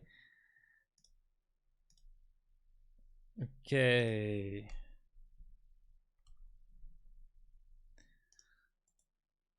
Next fun thing will be recognizing this thumb drive on this install of Windows. Well, let's see how we go.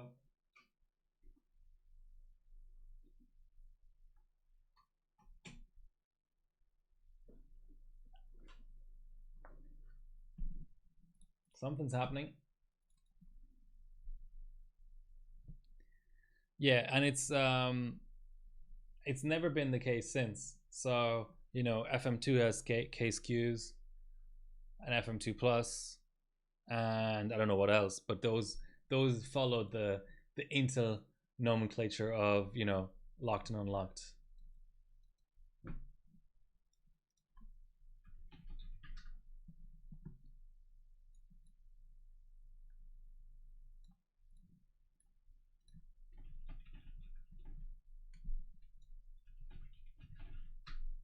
Okay, that's started. That's good.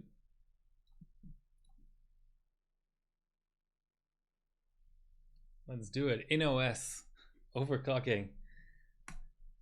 So 120 boots. I'll just double check that I'm on the right strap. So you're doing a meet. That's interesting. So there's both a 20, as Tanta mentioned earlier, there's both a 20 bencher LN2 meet happening in Germany, as well as, it appears, some sort of US meet.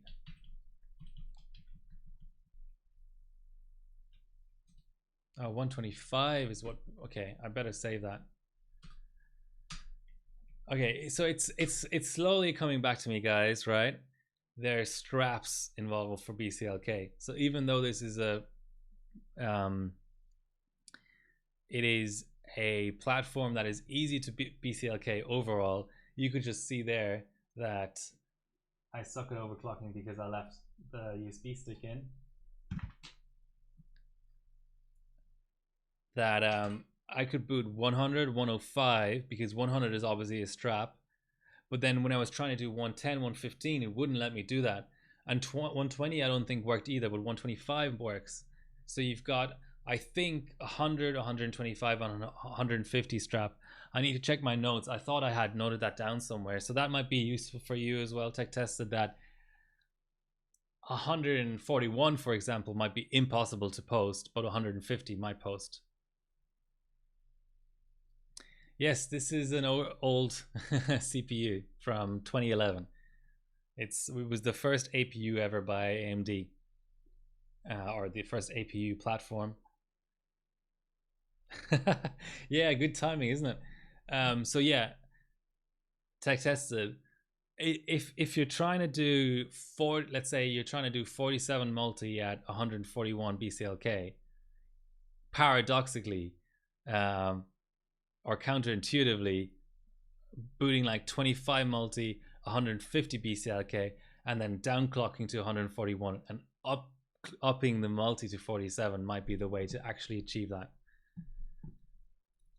Okay, we've got our easy tune.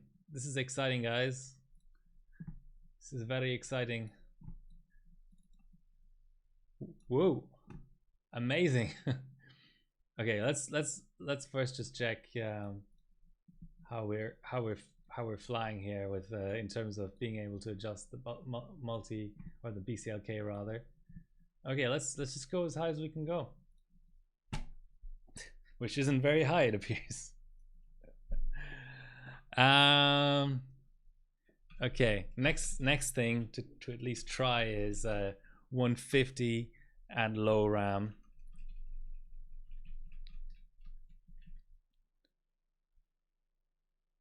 No, it doesn't show Northbridge in CPU-Z.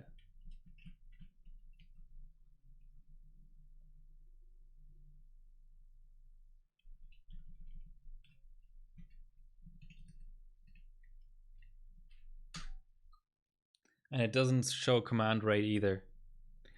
I reckon just watch the start of the stream, because I actually went through the platform in some detail. But yeah, is it gonna boot? It posted. Here's 150. What's the record? The record on this board is 200. I'm not gonna get 200. I dimly remember that there's a 175 strap as well. So the straps might be 100, 125, 150, 175, and 200. And Nay did 200 on cold, so it's reasonable to assume that that might be the end for the clock gen. Yeah, so easy tune, really important, because it's not exactly LGA 775 levels of screwing around with BCLK, but you do have to sort of have a game plan. Okay, so here we've got 150. Can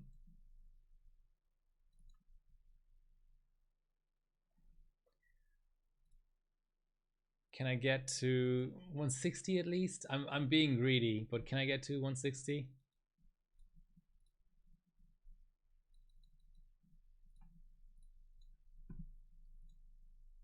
Mm, 850 on the RAM, still not great. Okay, I just have to always try. Okay, so 10 BCLK is roughly what you'll get in OS, but a little bit like Haswell E, if anyone knows that, you need to stick around the straps, but you can still go up and down from the straps. So I will try 155 in order to maybe get to like 165 in OS.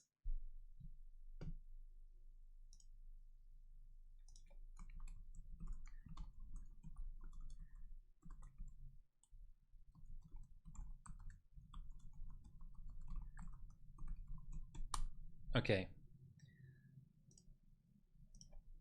And it's obviously always a good idea to, if you can, boot as close to the setting you actually want on your memory, because you're sort of introducing some instability in your memory by going wildly up and down in BCLK just to hit the CPU Northbridge you want or whatever.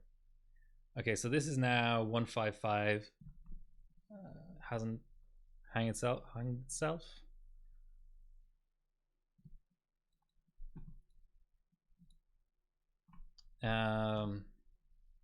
Was it Streamlist? I think it's Streamlist. Yes, so it might be worth skimming through Livestream whatever it is, 81 I think was the last FM1 live stream I did.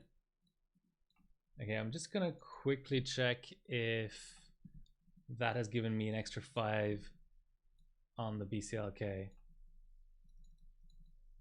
or if 160 is still the cap. Okay, that's fine.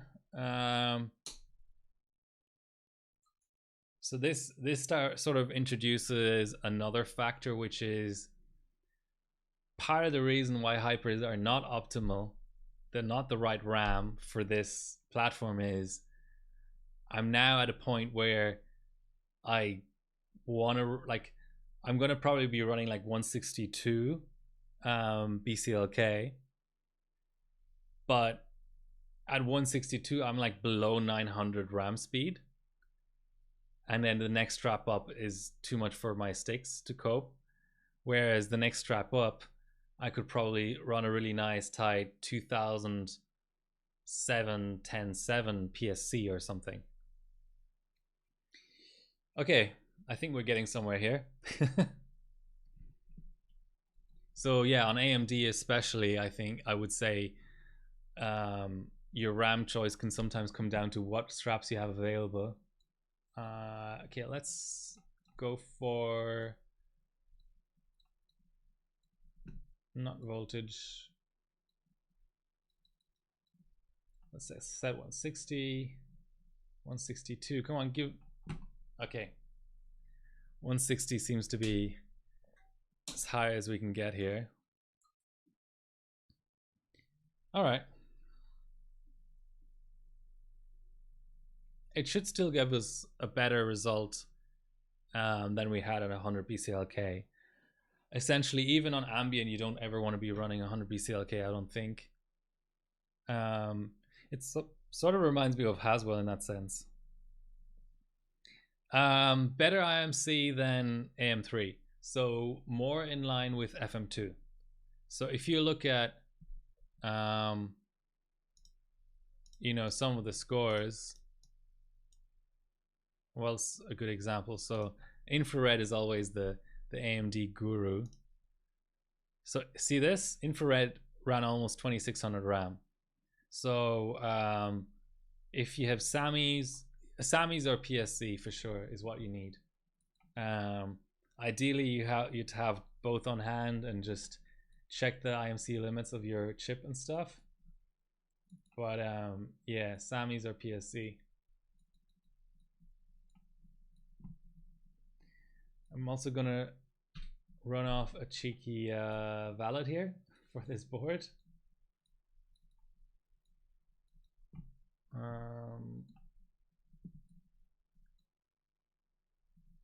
Where's my CPU Z at? So we'll call this 160.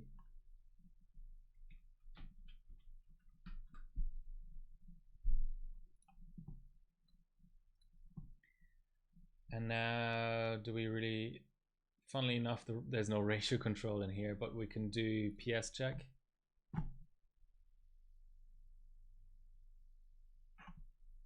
Or maybe we can't. But that's fine. I'll just fire up my calculator.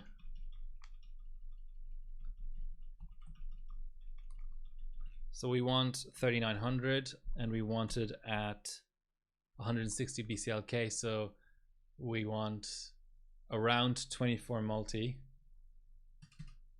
It should boot this. It's not the strongest chip around, but it should boot 3.7 and let me you know, set 3.9 on all cores and then run on the last. Yeah, I'd say roughly speaking there's sort of two. I mean, AM1 is always special, but in terms of the sort of mainstream DDR3 AMD platforms, there's like two families. There's AM3, which is weak, and then FM1, FM2, and AM3 Plus are all sort of similar in how they behave. Certainly there's variance between IMCs and things, but all of them are strong enough for PSC for sure. hypers are only an AM3. I mean, there is one bencher in the Netherlands who swears hypers are the way to go on AM3 plus, but he has good results with it, but I still don't really know if I believe him necessarily. That is a bit lower. Can we go at 161? Damn it. There's no half. I should have mentioned earlier on, there's no half multis. Okay, that'll have to do. If it might only be a tad faster than my previous score, considering the issues with clocking the RAM and clocking the cores. Can I maybe sneakily go up one multi on the core? Hold on, I'll try that actually.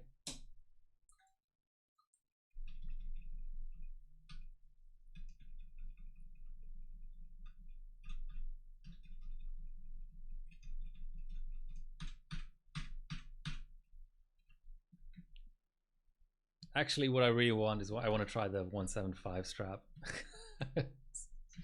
Because I'm a complete and utter masochist. Because that's actually good for hypers.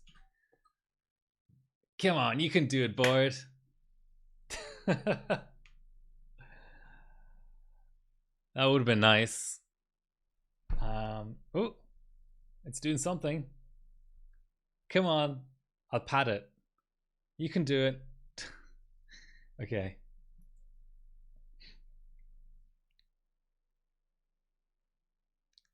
That's a shame. Okay, we're sort of limiting ourselves here.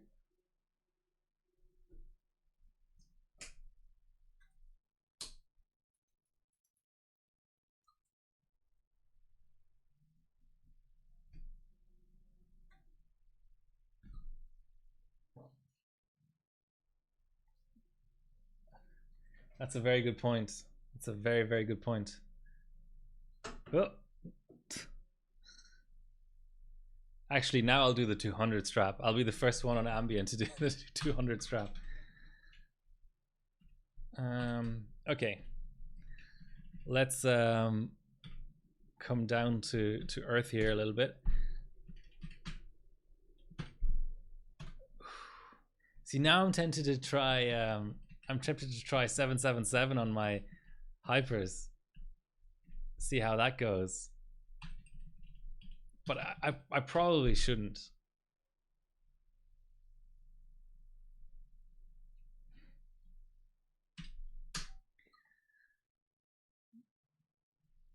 Nah, it's gonna hang on C3 again. Okay. Oh. 01 is usually a good postcode. It momentarily went 01 there, but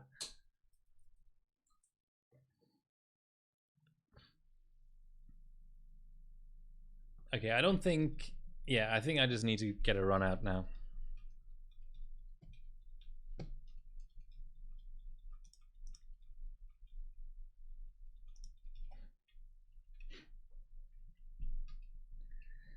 Okay, so 155. Make sure to be at a multi above.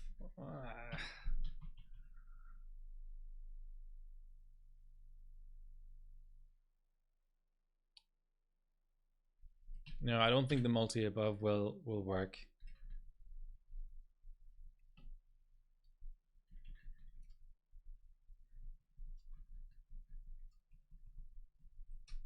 Okay.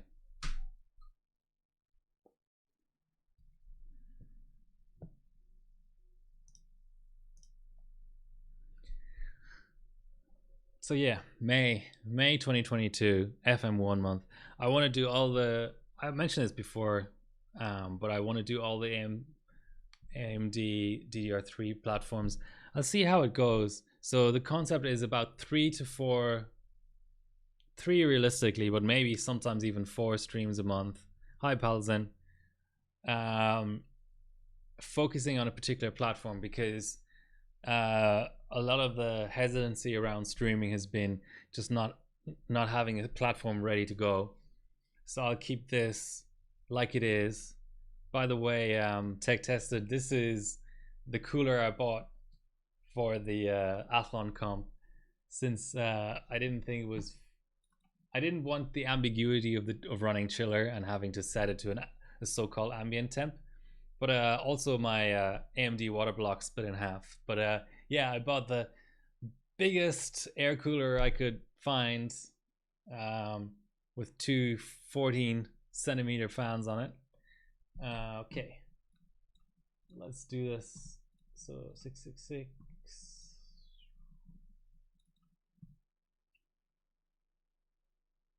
So with the lack of half multis, it takes a bit of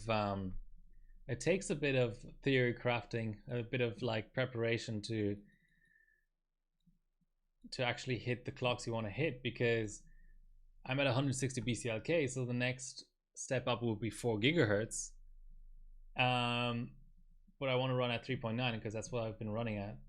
So 850, that's pretty low, but hopefully the CPU Northbridge sort of compensates. I will grab my 17-minute run and set it as desktop background. Move these icons because it's annoying, and put the new run next to it for comparison.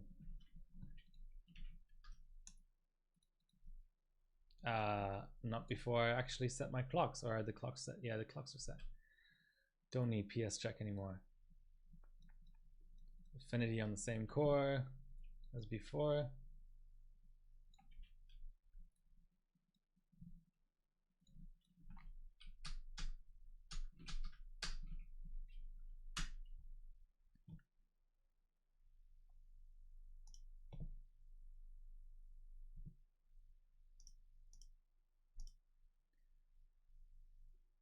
Okay. Not exact. Okay. Yes. I'd imagine it's CPU Northbridge rather than IMC or memory. Let me just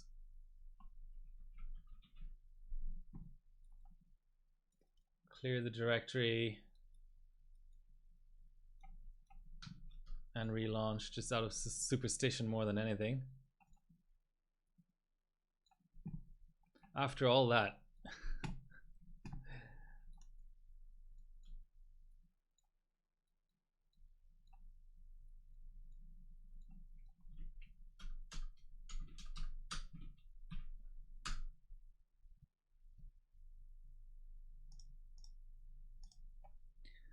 Well, more volts. I mean, my RAM doesn't need more volts, but yeah, I suppose what I can try is CPU Northbridge volts. Ugh, okay. I don't want to kill my chip though. It's not the cheapest thing to get.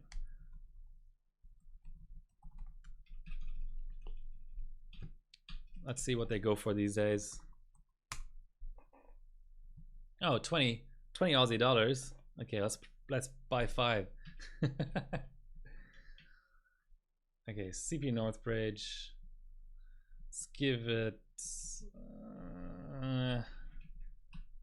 200 millivolts, 1.35.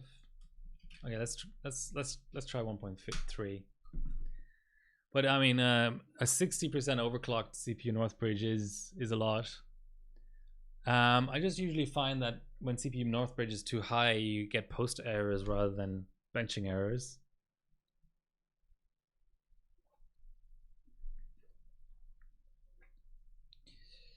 It's cold out here. What's the temperature?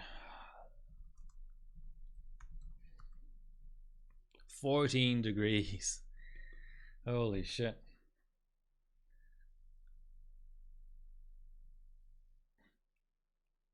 I'd like to get this run out. And I'd also like it to be faster than previous runs. Sort of stating the obvious, but yeah, that's my goal.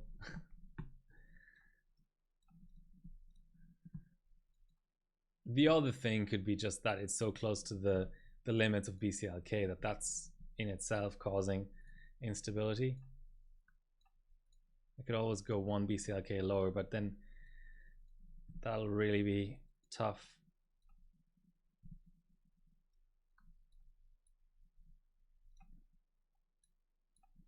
Okie dokes.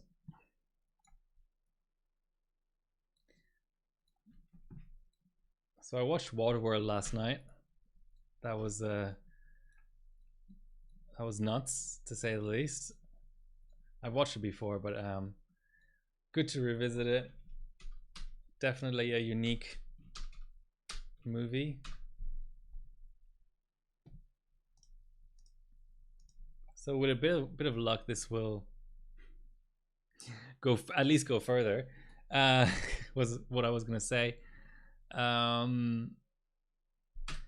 Yeah, the other thing I can try is just one less BCLK.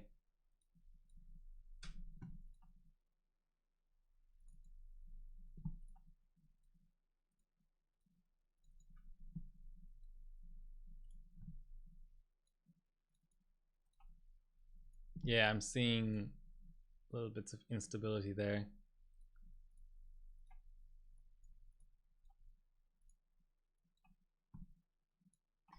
Okay. Yeah, that there's multiple issues going on there. So I will go to 130. Why am I sitting so low? I'm getting old.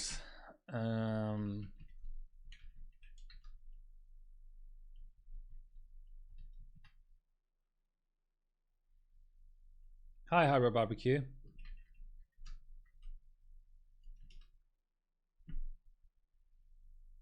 This will give me higher. Okay, let's.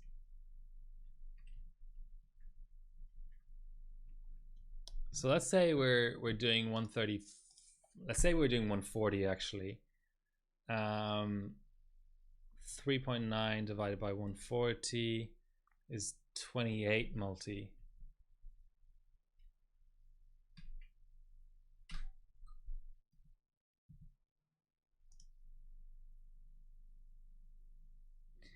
Yeah, AM3 is especially interesting for that.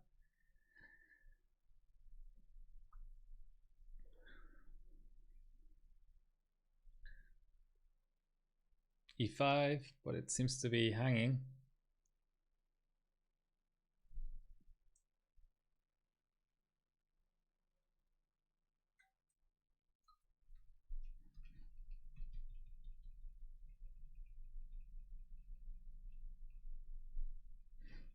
Hmm.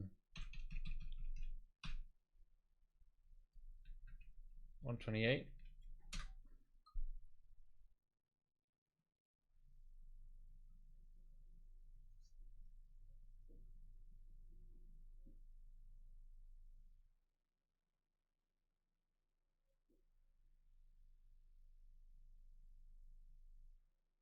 That's more promising. It might still let me set 140 even though I booted 128 instead of 130.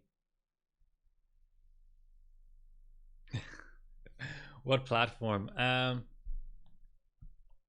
I have a soft spot for the FM platforms. But yeah, it could be 3D as well. Then you're safe. I mean, AM3 is one of the worst. AM what?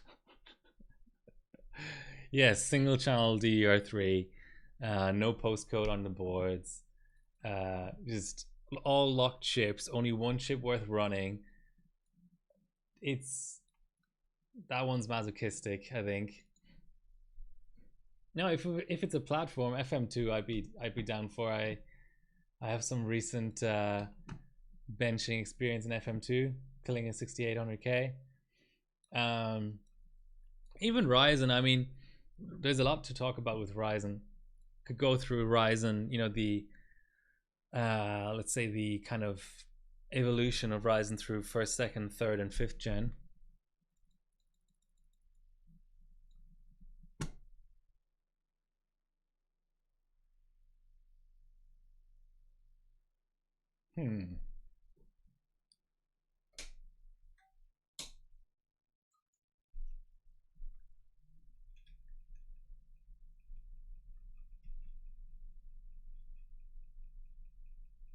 Oh, you've never run it. Okay. But have you run AM1? I very much doubt it, but okay.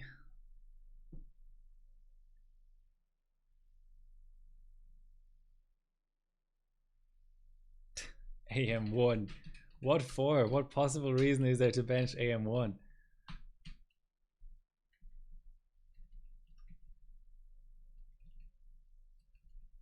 Except, you know, because I can.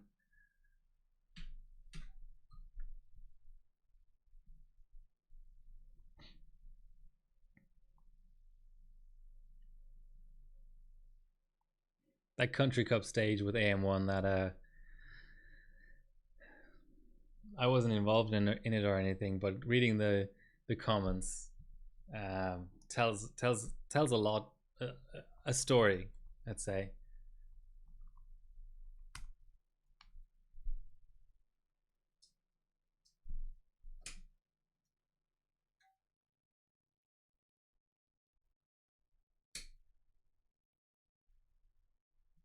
I just heard a crackling noise, which is never a good thing.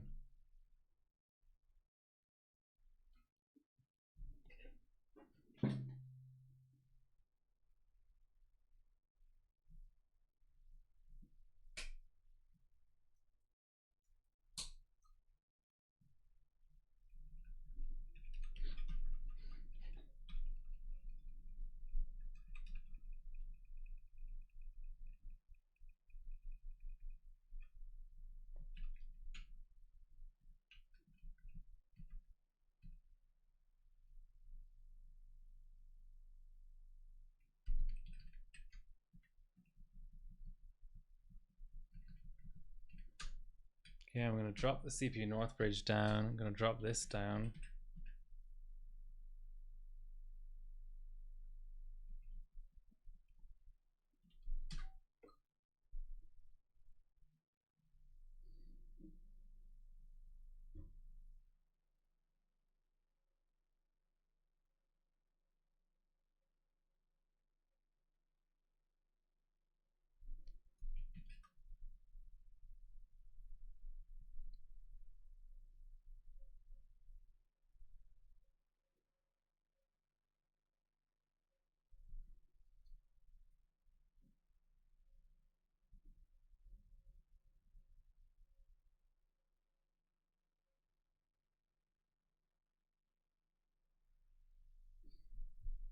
Something weird's going on.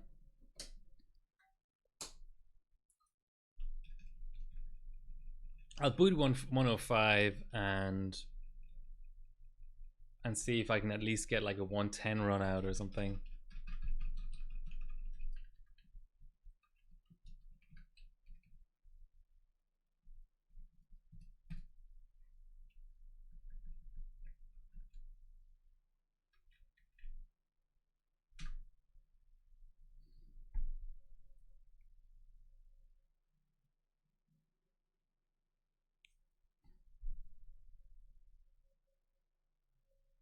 That looks like a post.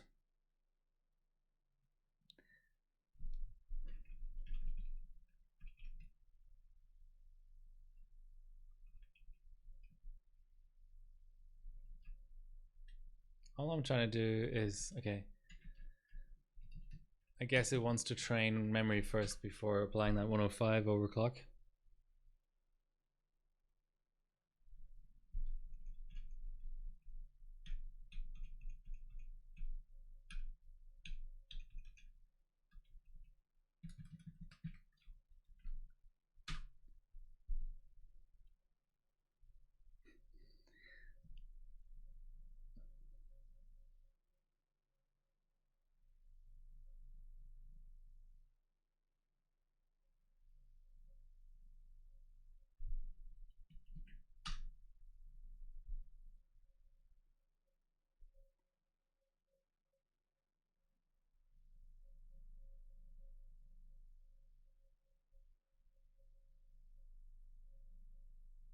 Something's happening.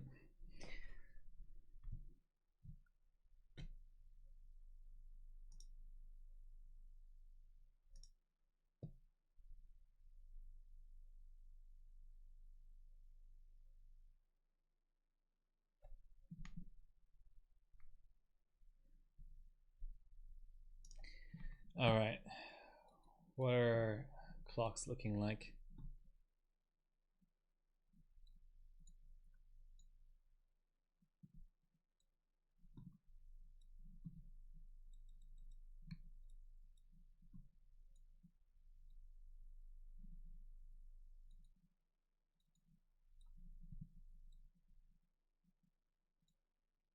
Okay, 900, 666, 12% CPU Northbridge overclock. Let's go. Let's get some loops out. Very important to get loops out.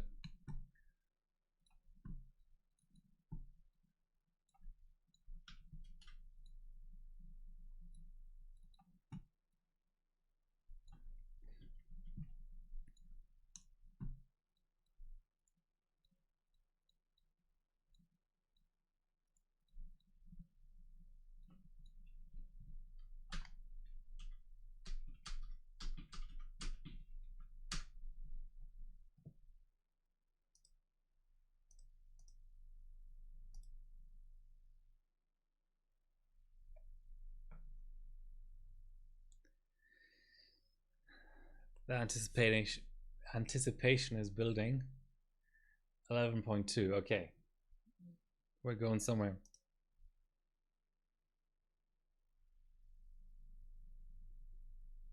FM1 based Athlon.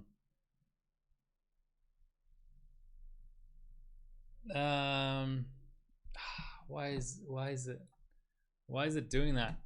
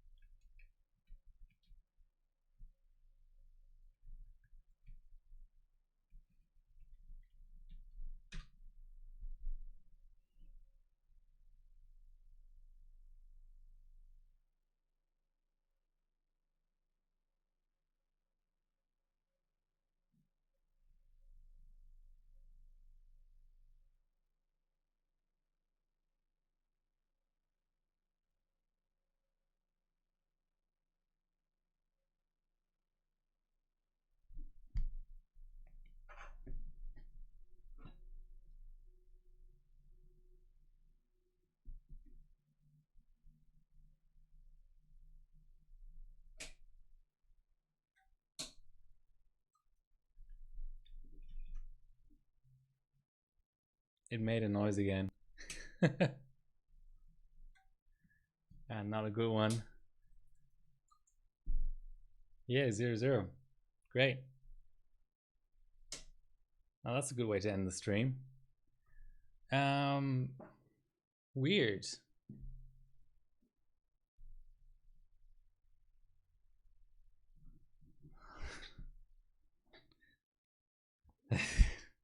It was like it blew like a MOSFET on the VRM or something. I'll obviously have to like. So I really don't get it, because the other board which I had earlier, where did it go? What the hell? Oh, here it is. I've run this on LN2 like this. No VRM cooling whatsoever. Okay, so now I'm running a similar board on air, just 1.55 V-core, and it's seems to have failing components on the VRM, so that's not great. Anyway, that'll put a hard stop to the stream, won't it? I'll do a bit of testing off stream, use my SAMIs. Oh, I wanted to look at this AM1 comp as well. So Wizardy, I think. Yes. So these were the three hyper competitive scores here, and look at the clocks. I think Lucky Noob has the best comment.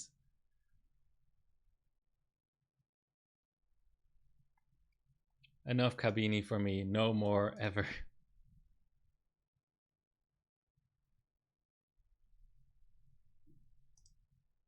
full LN2, right? Yeah, LN2 on the stick as well. Wizardy, air on the stake. But I think he had a comment as well. It take me one day for this. At 3.06 gigahertz, everything is really hard to get. CPU don't like it cold, -10. Yes, such a frustrating platform. Spent a few days with the CPU. Felt we were getting nowhere. Whiskey helped on the second attempt for sure. So this is the platform you want to do a podcast about. All right, so that was stream number 1. -10 cold bug, yes.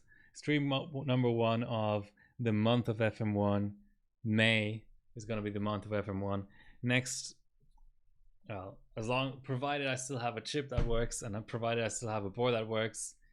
I should have a board. I think the second board works. Next stream will be something more recent, like Cinebench 15. And then to top it all off, the third stream will be iGPU benching on FM1. So looking forward to that one. Thanks all for watching. Like, share, and subscribe and all that good stuff.